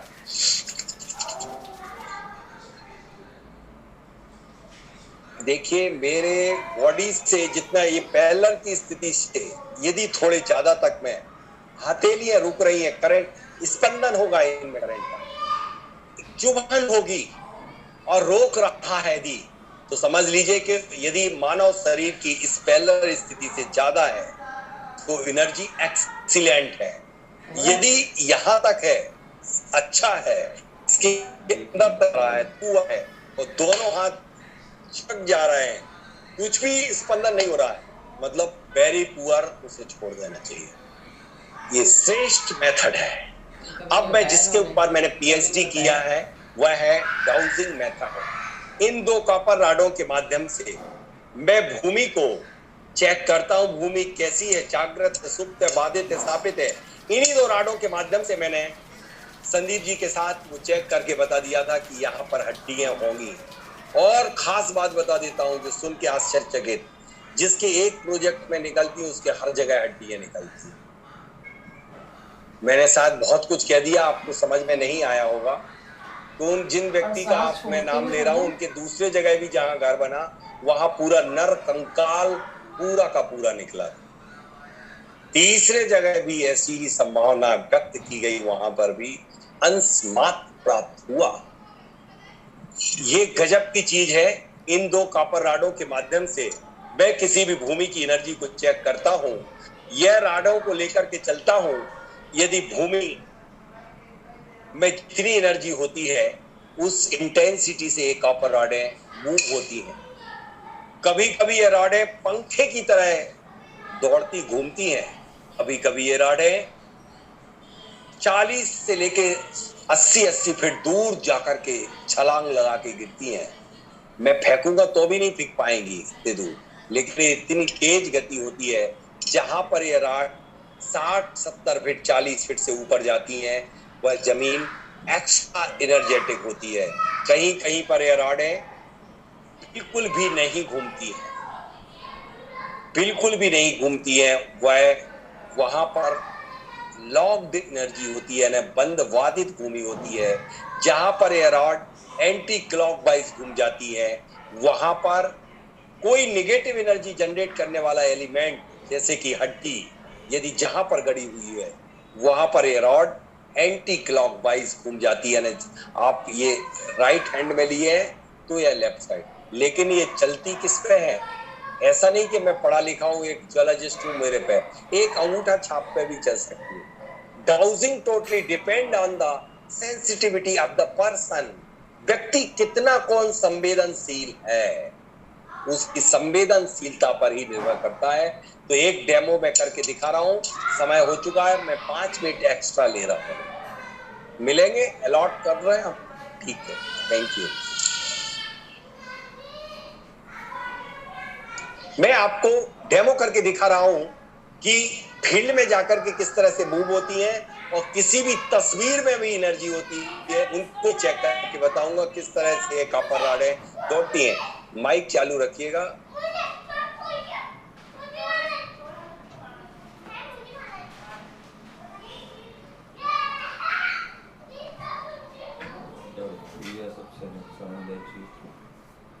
सुन नहीं तो क्या करोगे? क्यों कहूँ क्या? अब हम जमीन पर देख रहे हैं। इस जमीन पर ये दो राडें कितनी इंटेंसिटी से घूमेंगी। देखिए ये राडें सॉलिड है, इनके एंड देखिए, ये करीब 350 ग्राम की है। 350 ग्राम की भारी राडें रहती हैं। और ये मैं नहीं कर रहा हूं, इस तरह से लीजिए, इसको इस तरह से बांध लीजिए। चाहे तो आप रस्सी से भी बांध सकते हैं, तब भी ये घूमने का प्रयास कर रही हैं। अब मैं यहां पर दिखाऊंगा कि आचार्य भगवंत विद्यासागर जी महाराज और कुंडलपुर के बड़े बाबा, जहां पर संदीप जी ने 5, 6, 7 साल साधना की है, उस स्थान पर मैं एनर्जी चेक कर रहा हूं। देखिए ये बहुत तेज घूम रही। ओहो, ओ माय गॉड, ये देखिए, ये पूरा दरवाजा फट गया, होल हो गया इतना चौड़ा। पिछले बार भी एक राड निकली थी तो ये छोटा सा होल हुआ था, इस बार इतना बड़ा हुआ, करीब करीब 1.5 इंच का। इतनी तेज कि यदि ऐसा होता तो निकल के फाड़ करके भी दरवाजे को निकल सकती थी। तो इस तरह से जहां पर आचार्य भगवंत की, अब मैं आचार्य भगवंत की पिच्छिका जो मुझे इस वर्ष प्राप्त हुई, उसके मैं आप सभी को दर्शन करा रहा हूं और उसकी एनर्जी चेक कर रहा हूं। लेकिन मैं क्षमा चाहूंगा, मैं अब घबरा गया हूं, क्योंकि ये कहीं और भी कुछ तोड़ा फोड़ी ना मचा दे। अभी तो जब लोहे लकड़ी का दरवाजा टूट सकता है, फट सकता है, और तो निश्चित रूप से इस तरह से हम जान लेते हैं कि भूमि में कहां पर कितनी एनर्जी होगी। जहां पर यह दो कॉपर रॉड पंखे की तरह, हवा की तरह दौड़ती हैं, वहां पर एनर्जी अत्यधिक होती है, चाहे वो भूमि की हो या किसी भी तस्वीर या किसी की हो। इस तरह से जहां पर यह रॉड बिल्कुल भी नहीं घूमती है, वह बाधित साबित होती है।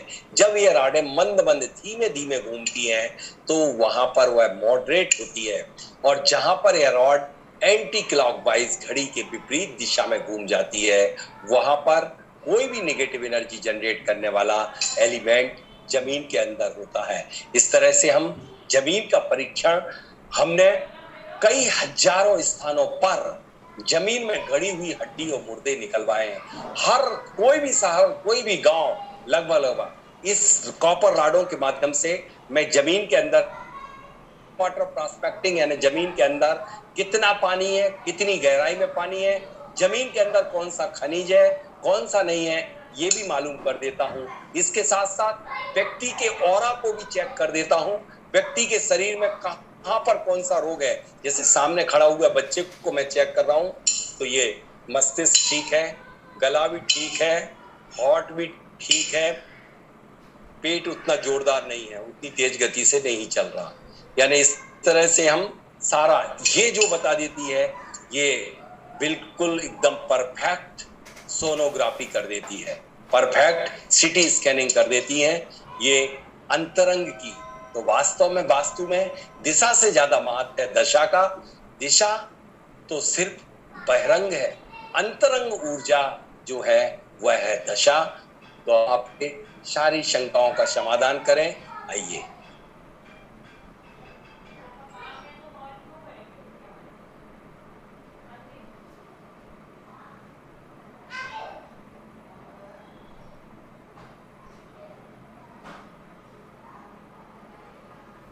काफी विषय हो।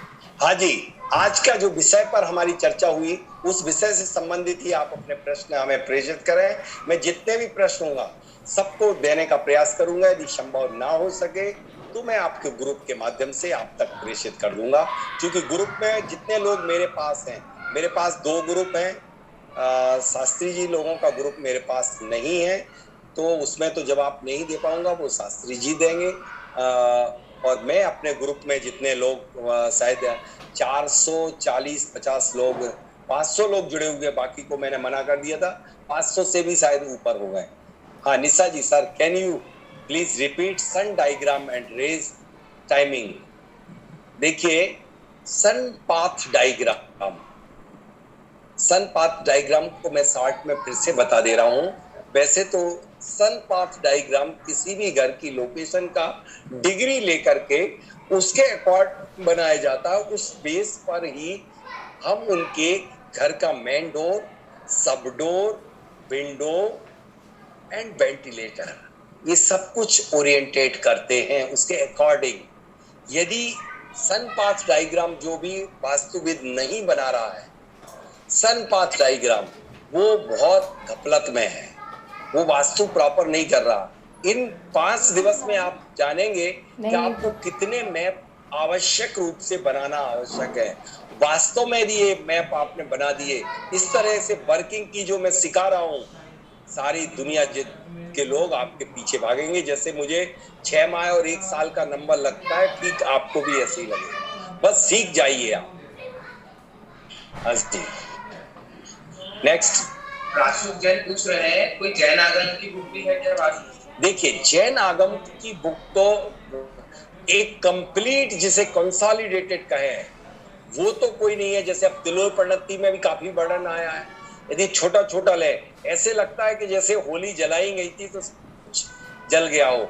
अब उनके कुछ कुछ अंश लेकर के जैसे कई लिखी गई है, जैसे बत्थु विद्या भी लिखी है, प्राकृतिक भाषा हिंदी कुंद कुंद भारती से प्रकाशित हुई थी, दिख रही ना आपके लिए। एक जैन विद्या, एक बत्थु विद्या भी माता जी ने लिखी है। देवनंदी जी महाराज ने भी एक गृहस्थों के घर के लिए और मंदिर के लिए भी लिखी है। लेकिन वह सब सम्मिलित कर करके प्राचीन कोई कंप्लीट ग्रंथ जैन नहीं है।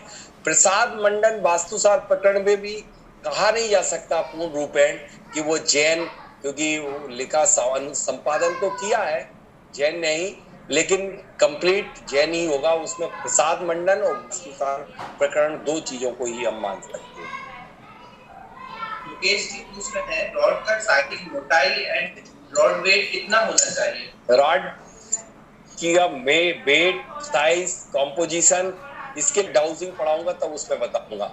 वैसे तो ये जो है 90 डिग्री का एंगल होना चाहिए, वेट जो होना चाहिए वह कम से कम पतली राड लेकर के जो लोग कर रहे हैं वो गलत बात।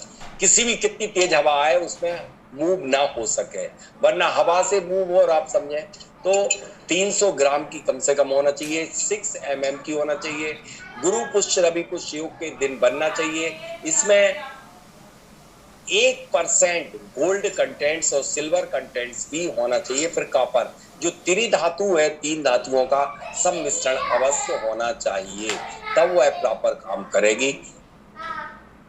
अंकुश जी पूछ रहे हैं हर एक रॉड का वेट 350 होना चाहिए, दोनों का मिला के 350? दोनों को मिलाकर के 350, एक का नहीं।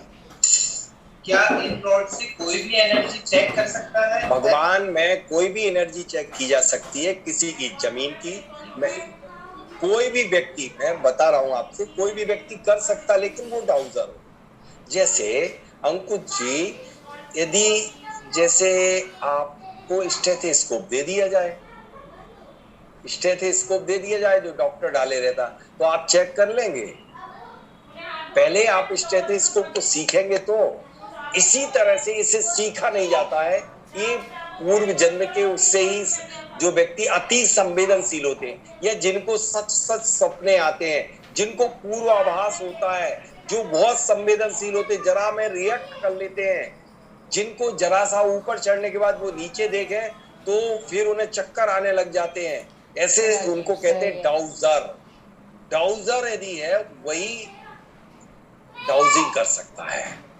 हो सकता आपको, आप ही डाउजर हो, आपको पता ना हो, क्योंकि सन 90 के पहले मुझे भी पता नहीं था कि मैं डाउजर हूं। मुझे तो ये 30 साल पहले ही पता चला, 31 साल पहले।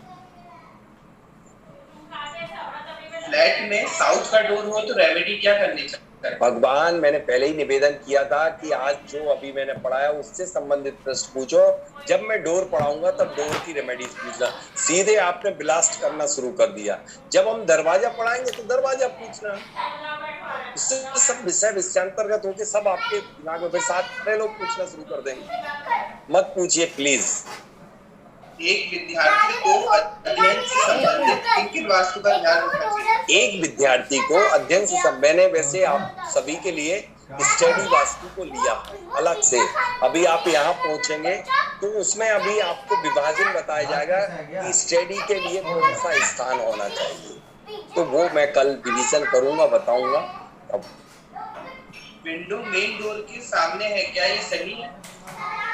विंडो यदि आपके मेन डोर के सामने हो, मतलब मेन डोर है उसके बैक अंदर हो, कभी भी विंडो के लिए दरवाजा यदि सही जगह पे है, दरवाजा यदि सही जगह पर है, उसके सामने यदि विंडो है तो सही है। यदि विंडो, दरवाजा गलत जगह पे, उसके सामने विंडो है तो वो करेला और नीम चढ़ा।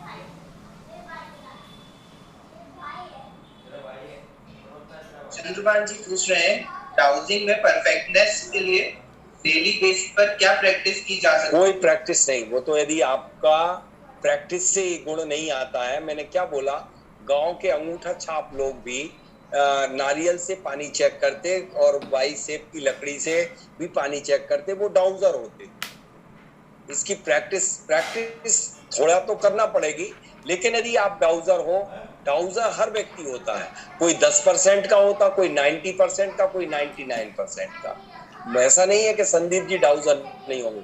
25, 30, 40, 50% तो संवेदनशील तो हर व्यक्ति होता है। अति संवेदनशील जो होगा वह अच्छा डाउजर होगा, उसके रिजल्ट बहुत अच्छे होंगे। डाउजिंग रॉड कहाँ मिलती है?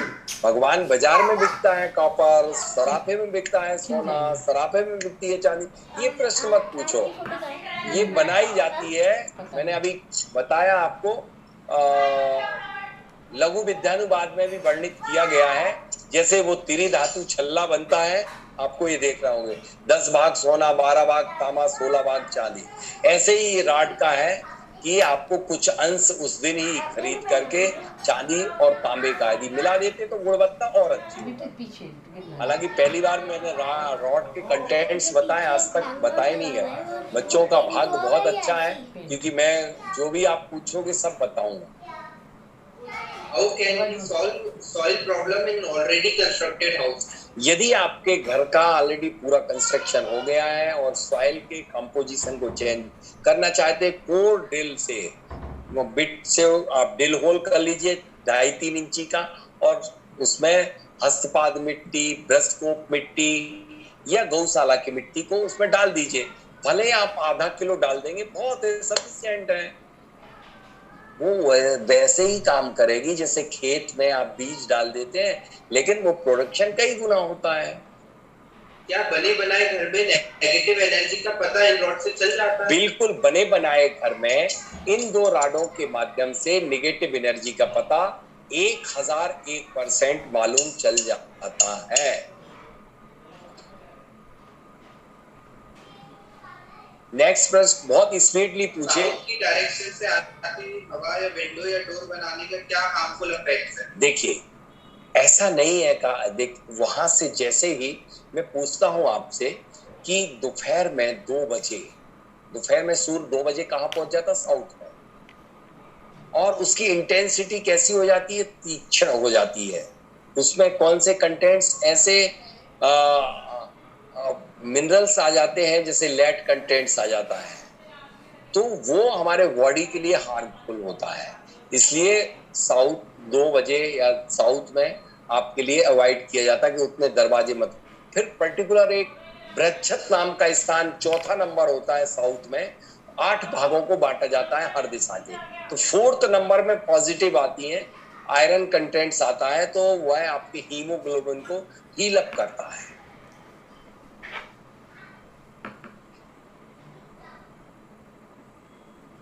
नेक्स्ट बेटे बहुत फास्ट बोलिए, जिससे कि संदीप जी आपके सामने हो तो आप भी पूछ सकते हैं फटाफट। हाँ जी, आनंद मोरी जी पूछ रहे हैं, क्रॉस वेंटिलेशन साउथ और वेस्ट की खिड़की दरवाजे ठीक है? बिल्कुल बिल्कुल बिल्कुल कर सकते हैं जी हाँ, कभी भी प्रतिबंधित नहीं किया गया है। आपका आनंद मोरे जी का प्रश्न है संदीप जी, क्या साउथ में और वेस्ट में भी विंडो खोली जा सकती है? बिल्कुल खोली जा सकती है। वो मैं आप विंडो पढ़ाऊंगा तब बताऊंगा। इवन दैट वेस्ट में तो दरवाजा को कुबेर का द्वार बताया, W4 का, पुष्पदंत नाम का दरवाजा जो खोला जाता है, अपार विपुल संपदा द्वार कहा गया है। इसलिए आप ऐसा मत मानिए। तो उसमें मैं पद बताऊंगा किन किन पद के स्थान पर पश्चिम में या दक्षिण में भी विंडो खोली जा सकती है, वेंटिलेशन किया जा सकता है। उमेश जी पूछ रहे हैं, रॉड हॉलो हो तो चलेगी क्या? बिल्कुल नहीं चलेगी। ये व्यापार बन चुका है। लोगों ने आजकल वो डंबल टाइप के ले लिए, एक जरा सा तार डाल दिया है, वो स्प्रिंग लगा दिए, तो वो वैसे ही घूमते रहते हैं और 50-50 हजार 1-1 लाख में वो चेक करने के लिए जा रहा है। ये सिर्फ और सिर्फ, मैं सच बोलूं तो, व्यापार। जी, डाउजर में क्या खूबी होनी, कैसे पता चलेगा कि कोई डाउजर बन सकता है? मैं बता रहा हूं ना, यदि आपको स्वप्न आते हो, जैसे कि मैं जब इंजीनियरिंग कॉलेज में प्रोफेसर था, तो एक किस्सा मैं बता देता हूं। मैं हमेशा स्वप्न में न्यूज पेपर पढ़ लेता था।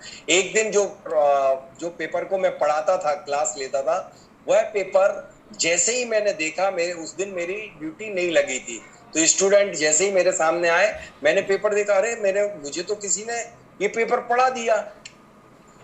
सर आपके पास कौन आ गया इतने जल्दी? मैं एकदम आंखें बंद की, अरे ये तो मैंने स्वप्न में देखा था। एज इट इज पेपर को, पूरा पेपर मैंने स्वप्न में। तो ऐसे स्वप्न जिन्हें आते हैं वो अच्छे डाउजर होते हैं, पहला गुण। दूसरा, अति संवेदनशील, उन्हें पता ही नहीं चलता किस बात का बुरा लग गया, अच्छा लग गया। अति संवेदनशील होते हैं वो स्वप्न जिन्हें सच आते हैं वो, या जिनको कोई भी चीज का बहुत जल्दी बॉडी में रिएक्शन होता है, कोई भी मौसम का, वो डाउजर होते हैं। या जो ऊपर से नीचे देखें और देख नहीं पाते हैं। जैसे मैं जीवन में कभी भी जितने ऊपर जाता हूं, मेरे तलवे ठंडे पड़ जाते हैं। जैसे ही मैं 17वां माले पे जाऊंगा तो मेरे तलवे ठंडे हो जाने लगेंगे। यदि मैं नीचे देखने लग जाऊं, एकदम से बर्फ के समान हो जाते हैं। तो यदि ऐसे सिम्टम्स हो रहे हैं तो वो डाउजर होने की उनको संभावना है। ये मैं अपने स्वयं के अनुभव से बता रहा हूँ। विनय जी पूछ रहे हैं वास्तु के अनुसार कब कब पढ़ना चाहिए? वास्तु के अनुसार मैं पढ़ाऊंगा आपको, एक दिन 1 घंटे की पूरी क्लास लूंगा, क्योंकि अभी मैं संक्षिप्त में बता दूं, पढ़ाई का सर्वश्रेष्ठ टाइम 3 बजे से 6 बजे तक जो भी बच्चा पढ़ता है, सुबह 3 बजे से 6 बजे तक, उन 3 घंटे में 9 घंटे की तैयारी करता है। जो सुबह रात्रि में 9 बजे से 12 बजे तक शयन करता है, वो 3 घंटे में 6 घंटे की निद्रा और थकान को पूरी करता है। जो 12 बजे से 3 बजे तक सोता है, वो 3 घंटे में 4.5 घंटे की नींद और थकान को पूरी करता है। इस तरह से 6 घंटे में बच्चे 10.5 घंटे की नींद और थकान पूरी कर लेते हैं। साधु हमेशा 9 से लेकर के 3 बजे तक रात्रि में शयन करते हैं, दिन भर ऊर्जावान बने रहते हैं, क्योंकि वो 10 घंटे 10.5 घंटे की नींद पूरी करते हैं। और आप 3 बजे के बाद रात्रि के सोते हो तो हर घंटे में 15 मिनट की नींद पूरी कर पाते हो, इसलिए आप थके थके बने रहते हो, ऊर्जावान बने नहीं रह सकते। यदि आपको यही है सही वास्तु, प्रकृति का भरपूर उपयोग करना, प्रकृति का आपको किस समय में क्या क्या देती है उसको पहचान लेना। प्रकृति से बड़ा कोई बड़ा उपकरण आपके पास दुनिया में कोई जादूगर है नहीं। प्रकृति सूर्य ही सबसे बड़ा मिरेकल है। प्रीतम जी पूछ रहे हैं दोनों टाइप की मिट्टी का वर्णन करें। मैं सभी टाइप की मिट्टी का वर्णन कर देता हूँ। देखिए, रेड कलर की मिट्टी जो होती है वो क्षत्रियों के लिए, आईएएस के लिए, आईपीएस के लिए, मिलिट्री के लिए, या जिनको तगड़ा एडमिनिस्ट्रेशन रखना हो उनके लिए। अब लाल के बाद काली मिट्टी, सेवा भावी मिट्टी, ये सेवकों के लिए। पीली मिट्टी जो है ये वैश्य ब्राह्मण के लिए बताई है श्रेष्ठ होती है। सॉरी, पीली मिट्टी व्यापारी के लिए श्रेष्ठ होती है। सफेद मिट्टी ब्राह्मण के लिए श्रेष्ठ होती है, क्योंकि उसके जो केमिकल कॉम्पोजिशन होते हैं, सफेद मिट्टी में शीतलता, सौम्यता, गुणता और माधुर्यता। पीली मिट्टी में सारे गुणधर्म पृथ्वी तत्व की है। पीला रंग पृथ्वी तत्व का है, तो सोच समझ के बोलना, वजनदारी रखना। कोई यदि आपके लिए कुछ कह रहा है तो उस समय अपने मन को स्थिर रखना, विचलित नहीं होना। घर के लिए लंबाई चौड़ाई का अनुपात क्या होना चाहिए? घर में एक गोल्डन रेशियो होता है, घर का अनुपात गोल्डन रेशियो में होना चाहिए कि चौड़ाई से गहराई 1.5 गुनी होना चाहिए। चौड़ाई से गहराई 1.5 गुनी होना चाहिए। फटाफट बोलिए, बहुत अच्छे प्रश्न कर रहे हैं, बहुत बहुत धन्यवाद। मुझे आज आनंद आ रहा आप सबको पढ़ा के, बल्कि पढ़ा मैं आपको नहीं रहा हूँ, पढ़ आपसे रहा हूँ, क्योंकि जितने अच्छे प्रश्न आप देते हो उतना मेरा दिमाग भी अपने आप चलना प्रारंभ हो जाता है। एक जन पूछ रहे हैं वास्तु में क्या रविवार, मंगलवार आदि भी माना जाता है क्या? बेसिकली पहले हम ये जाने रविवार है क्या। जिस दिन जब सूर्य उदय हुआ, सूर्य की होरा के कारण उसे सूर्यवार बन गया, चंद्र की होरा के कारण वह चंद्रवार बन गया। वास्तु में मैं यही तो पढ़ाया, मैंने तो आपने ऐसा प्रश्न कर दिया कि रात भर पीसा और पारे से उठाया, पूरी रात रामायण पढ़ी। मैं यही तो कह रहा हूँ, इन ग्रहों का, सूर्य का, चंद्रमा का, 27 नक्षत्रों का इफेक्ट हम किस तरह से आपके घर में प्रवेश कर सकते हैं, इसका नाम वास्तु है। बिल्कुल पड़ता है। हमारा साउथ और ओपन है, ईस्ट और नॉर्थ बंद है, तो क्या उपाय करें? देखो, ईस्ट और नॉर्थ बंद है तो आपको उनमें विंडो खोलना चाहिए, दीवालों को पतली कर लेना चाहिए। नहीं है तो नॉर्थ और ईस्ट में मिरर लगा लेना चाहिए, एनर्जी कैप्चरिंग कर लेना चाहिए। प्रतीति जी पूछ रही है पता कैसे लगेगा कि दरवाजा गलत जगह बना है? वो मैं सिखाऊंगा ना, आज ही थोड़ी पूरी वास्तु हो गई, अभी 4 दिन भगवान शेष है। कम पढ़ने पे डबल क्लास ले लूंगा, चिंता करने की कोई जरूरत नहीं। आप में बस क्षमता हो, मैं तो पूरी रात पढ़ा सकता हूँ, मेरे को कोई एनर्जी में दिक्कत नहीं। मैं तो सिर्फ पूरा सोने के 20, 25, 30 मिनट पहले जल ले लेता हूँ, उसके बाद जल नहीं लेता हूँ, और मैं अभी 12 बजे तक पढ़ा सकता हूँ। आप चिंता मत कीजिए, आपकी क्लास 1 घंटे की रखी गई थी और प्रतिदिन 2 घंटे से कम नहीं होगी। 2.5 घंटे भी चाहोगे तो 2.5 घंटे। दुकान का नॉर्थ वेस्ट, ईस्ट वेस्ट से कम हो तो क्या करें, और घर का उल्टा हो तो क्या करें? दुकान का उल्टा, घर का उल्टा। तो उसके लिए मैंने ओरिएंटेशन बताया है कि नॉर्थ साउथ एक्सिस यदि लंबी नहीं है तो आप उस डिवीजन ऐसे कर लें जिससे कि नॉर्थ साउथ एक्सिस लंबी हो जाए, यानी उसमें आप एनर्जी को फ्लो होने के लिए जियोपैथिकली भूमिगत कट कर दें। कहाँ जमीन नहीं लेनी चाहिए, इसको एक बार फिर से बता दें। कोई अनम्यूट होना चाह रहा है? कहाँ जमीन नहीं लेना चाहिए, इसको एक बार फिर से बता दें। जी, एक बार कहाँ पर जमीन नहीं लेना चाहिए। यमघट, जमघट, मरघट, भट्टे की जमीन नहीं, कोलू की जमीन जहाँ कोलू पिटता रहा हो, धोबी का घाट जहाँ रहा हो वो जमीन नहीं। जहां पर ऊंचे पहाड़ उत्तर दिशा में हो उसके नीचे जमीन नहीं। जहां पर पश्चिम में, जहां पर उत्तर में या पूरब में ऊंचे पहाड़ हो वहां नहीं। जहां पर दक्षिण और पश्चिम में और पश्चिम में नदी बह रही हो वहां पर नहीं। जहां पर आपके शराब खाना रहा हो, हॉस्पिटल रही हो, या फिर जहां पर थाना रहा हो, कोर्ट कचहरी रही हो, वहां पर मुफ्त में भी मिले तो भी नहीं। जहां पर वेश्यालय, मदिरालय ये सब रहे हो, जहां पर हत्या हुई हो वह जमीन आपको कभी भी नहीं रहना चाहिए। हाई टेंशन लाइन निकल रही हो उसके नीचे बिल्डिंग नहीं बनाना चाहिए। आर.के. जैन साहब ने विधि इंदौर, भोपाल में बनाई थी, उनके यहाँ 3 साल क्या परेशानी रही, सारे विद्युत के उपकरण खराब हो जाते थे, टेंशन ही टेंशन। उसके बाद जब बेड कंडक्टर को नीचे लगवाया तब कुछ रिलीफ मिला। तो इस तरह से ये बहुत तकलीफ ये होते हैं। इन स्थानों को कभी भी आपको वहां पर नहीं बनाना चाहिए। और डेड एंड या टी पर आपको, टी के बारे में मैं आगे और बताऊंगा, सारी टी खराब नहीं होती है। मंदिर से चिपक के, मंदिर के पीछे, मंदिर के भगवान के उल्टे हाथ की तरफ कभी निवास नहीं करना चाहिए। यदि तार, जो बिजली के तार निकल रहे हों, हाँ जी, और यदि वो सामने से निकल रहे हो, स्वयं चाहे तो, हाँ जी, बिजली के तार जैसे जो निकल रहे हैं, यदि वो सामने से निकल रहे हों तो क्या वहां पर मकान उसके पीछे बना सकते हैं? नहीं, एक बार फिर से बोले, मैं सुन नहीं पाया प्रारंभिक बात को। जो बिजली के तार हैं, अच्छा, हाई टेंशन लाइन, देखिए 2 प्रकार के। हाई टेंशन लाइन जहां पर निकल रही हो वहां तो बिल्कुल उसके नीचे नहीं, उसका डिस्टेंस है कि कितनी दूरी पर। लेकिन एक होती है एसटी लाइन, एक होती है एलटी। एलटी यदि जहां पर जा रहे हैं साधारण तार, वो तो उनके भी नीचे नहीं रहना चाहिए, उनसे दूर कम से कम 25 फीट का अंतर होना चाहिए। और हाई टेंशन में कम से कम 60 फीट का होना चाहिए।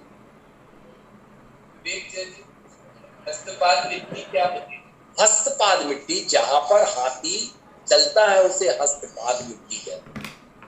फ्लैट के मेन डोर के सामने क्या यदि फ्लैट के मेन डोर के सामने यदि स्टेयर्स हैं तो वह द्वार भेद कहलाता है।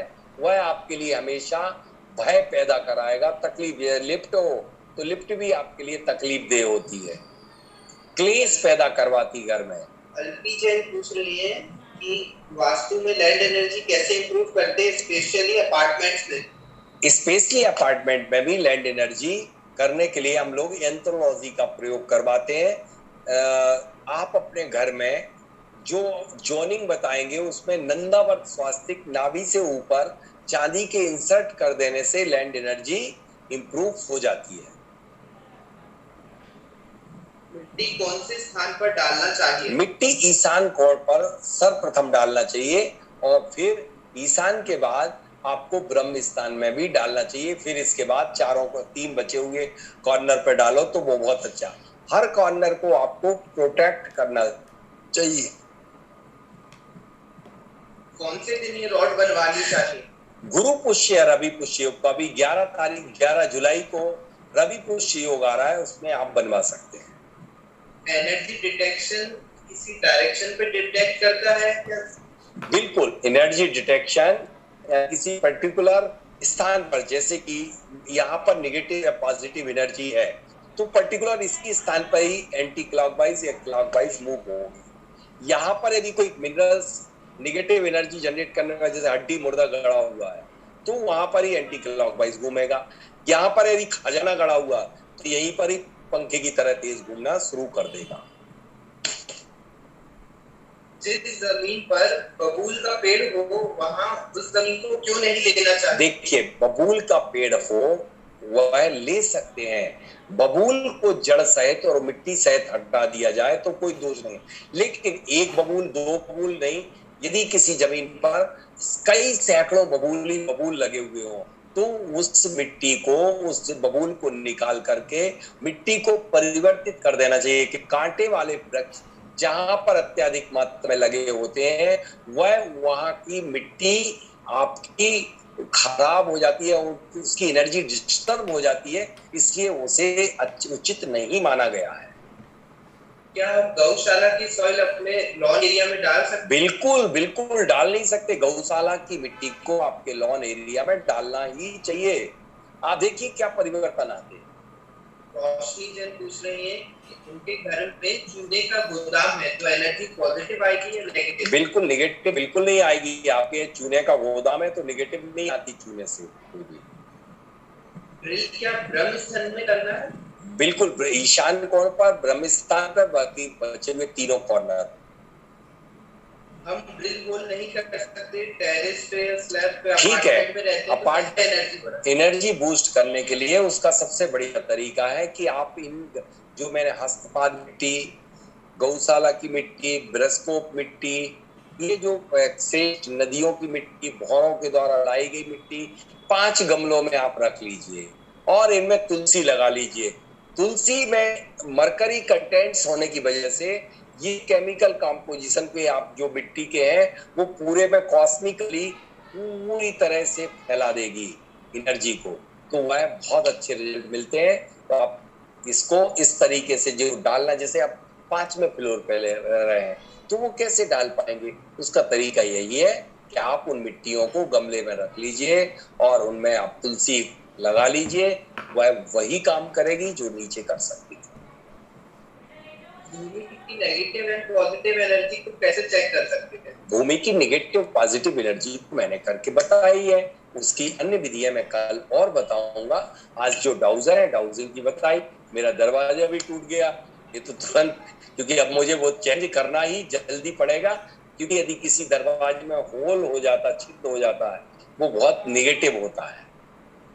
मंदिर और घर के बीच में गली है तो ठीक है क्या? हाँ, यदि रास्ता जा रहा है, गली जा रही है तो वो द्वार जो भेद होता है उसको खत्म करता है रोड, लेकिन रास्ता चलता हुआ होना चाहिए। फ्रंट डोर के सामने ईशान दिशा में बोरवेल है, ठीक है क्या? दरवाजे की ऊंचाई से दुगनी दूरी के बाद हो तो दोष नहीं माना जाता है, वरना यदि नजदीक है, द्वार पे ही है तो द्वार भेद माना जाता है। द्वार पे गड्ढा नहीं होना चाहिए। जिस जगह में खेती होती है वो जगह कैसी मानी जाती है? बहुत अच्छी मानी जाती है खेती जहां होती है। यदि खेती फर्टाइल है, जिसमें अच्छी उपज होती है, एक भूमि के परीक्षण करने की ये भी विधि है कि 7 प्रकार के बीजों को डालो और यदि 7 दिन के में भी ना उगे तो वह निकृष्ट भूमि होती है। स्टडी के लिए भी क्या सन के अनुसार अलग-अलग जगह बिल्कुल नहीं, मैं आपको स्टडी का आप भूल जाइए, क्योंकि मैं अलग से टॉपिक लूंगा। आप लोग मोस्टली पढ़ने वाले बच्चे हो, इसलिए पूरा कंसोलिडेटेड कंप्लीट हम आपका टॉपिक ले लेंगे। जिस घर में 3 दिशाओं से एनर्जी नहीं आती, बस दरवाजे से आती है, उस घर की दिशा क्या होती है और उसका क्या निवारण करना चाहिए? देखिए, यदि नॉर्थ और ईस्ट से आ रही है तो कोई दिक्कत नहीं है, लेकिन यदि साउथ और वेस्ट से आ रही है तो उसके लिए मैंने बताया कि एनर्जी कैप्चरिंग करने के लिए स्फटिक मणि, क्वार्ट्ज की बॉल, मिरर, मैग्नेट, इनको लगाना चाहिए।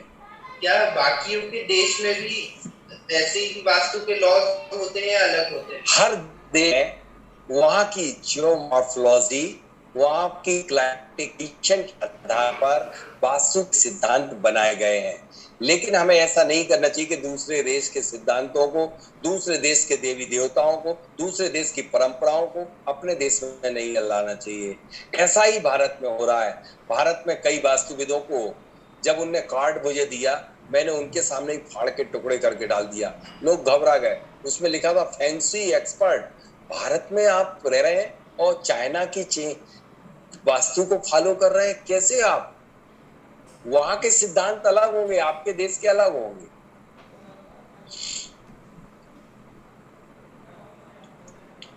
आपका 10 बज चुका है, लेकिन मैं 5 मिनट और आज आपके लिए एक्स्ट्रा दे रहा हूं। फटाफट कोहिनूर जी। ईस्ट मुखी मकान में करीब 500 फीट दूर मल्टियां हैं, क्या उचित है? ईस्ट में 500 फीट दूरी पर मिलती है, क्या उसमें क्या है? क्या हाई टेंशन लाइन निकल रही है?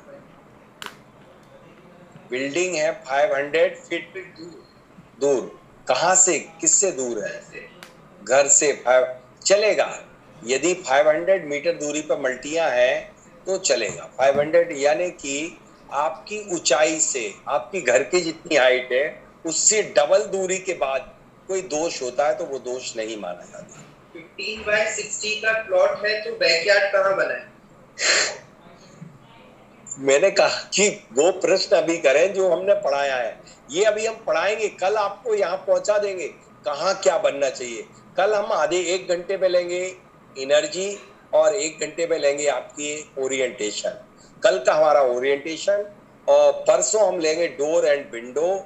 तीसरा दिन होगा डोर और विंडो का। और जो उसके कल मैं आपको सिखाऊंगा दिशाओं का ज्ञान कैसे हासिल किया जाए, किस दिशा में क्या क्या बना सकते हो, किस दिशाओं को निकाला कैसे जाता है, जोनिंग कैसे की जाती है, डिग्री कैसे ली जाती है। सर वास्तु में ग्रहों का इम्पोर्टेंस है क्या? अरे कैसी बात कर रहे हैं, हर दिशा विदिशा में तो ग्रह का वास है। ईशान में बृहस्पति का है, ईस्ट में सूर्य का है, साउथ ईस्ट में शुक्र का है, साउथ में मंगल का है, साउथ वेस्ट में राहु केतु का है, पश्चिम दिशा में शनि का है, वायव्य में चंद्रमा का है, उत्तर में बुध का है। कैसे नहीं है, पूरा 100% है।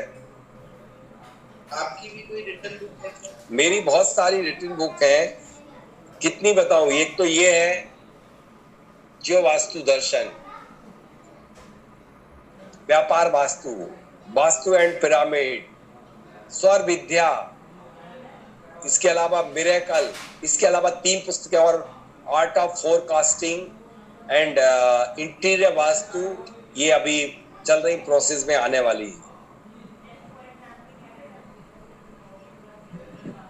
पीली मिट्टी कहाँ मिलती है? पीली मिट्टी राजस्थान में बहुत सारी जगह मिलती है। सफेद मिट्टी बीकानेर राजस्थान में कोलायत में मिलती है।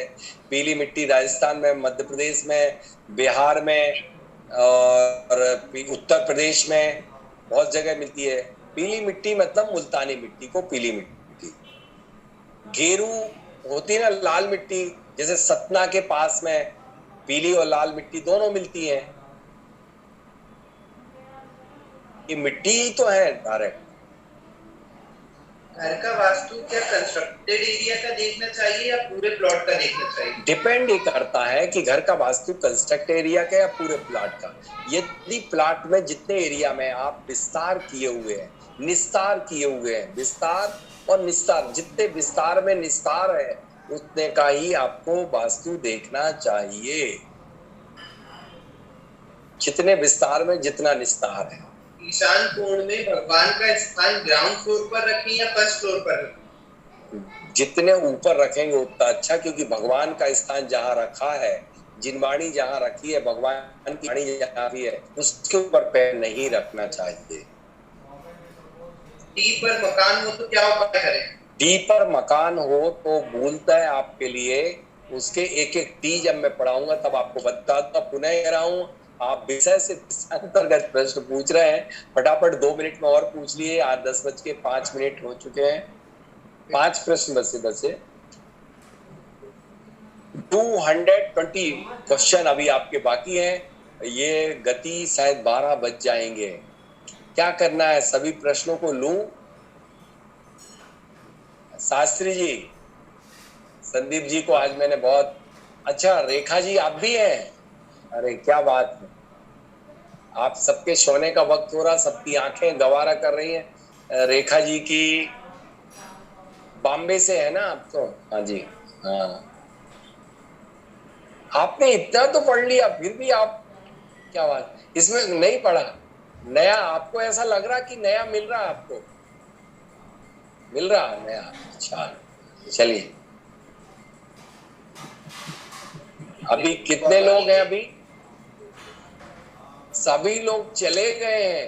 अब आंसर देने से मजा नहीं। मैं अब आज की क्लास को यहीं विराम देता हूँ। समय अपनी गति से बढ़ रहा है, क्योंकि मैंने जैसा कहा था कि 8 से हमारा था 9:30 तक, लेकिन मैंने 10 रखा और 10 बज के पूरे होने वाले हैं। मैं चाहा संदीप जी से या शास्त्री जी से पोल, हाँ, कैसी लगी आज की क्लास, इसको आप पोल जरूर करें, जिससे मैं समझ सकूं और आगे सुधार करूं। यदि आपको एक्सीलेंट लगी हो तो एक्सीलेंट, गुड लगी हो गुड, एवरेज लगी हो एवरेज, पुअर लगी हो तो मैं पुअर, जिससे कि मैं आगे और आपको पढ़ाने में, सरल करने में सब्जेक्ट को प्रयास कर सकूं। हाँ, तो अजी आज की क्लास संदीप जी से निवेदन करूंगा मैं कि आप 2 मिनट के लिए समापन करें और हमारे लिए। तो आज की क्लास तो यहीं पर विराम देते हैं। आज बहुत सारे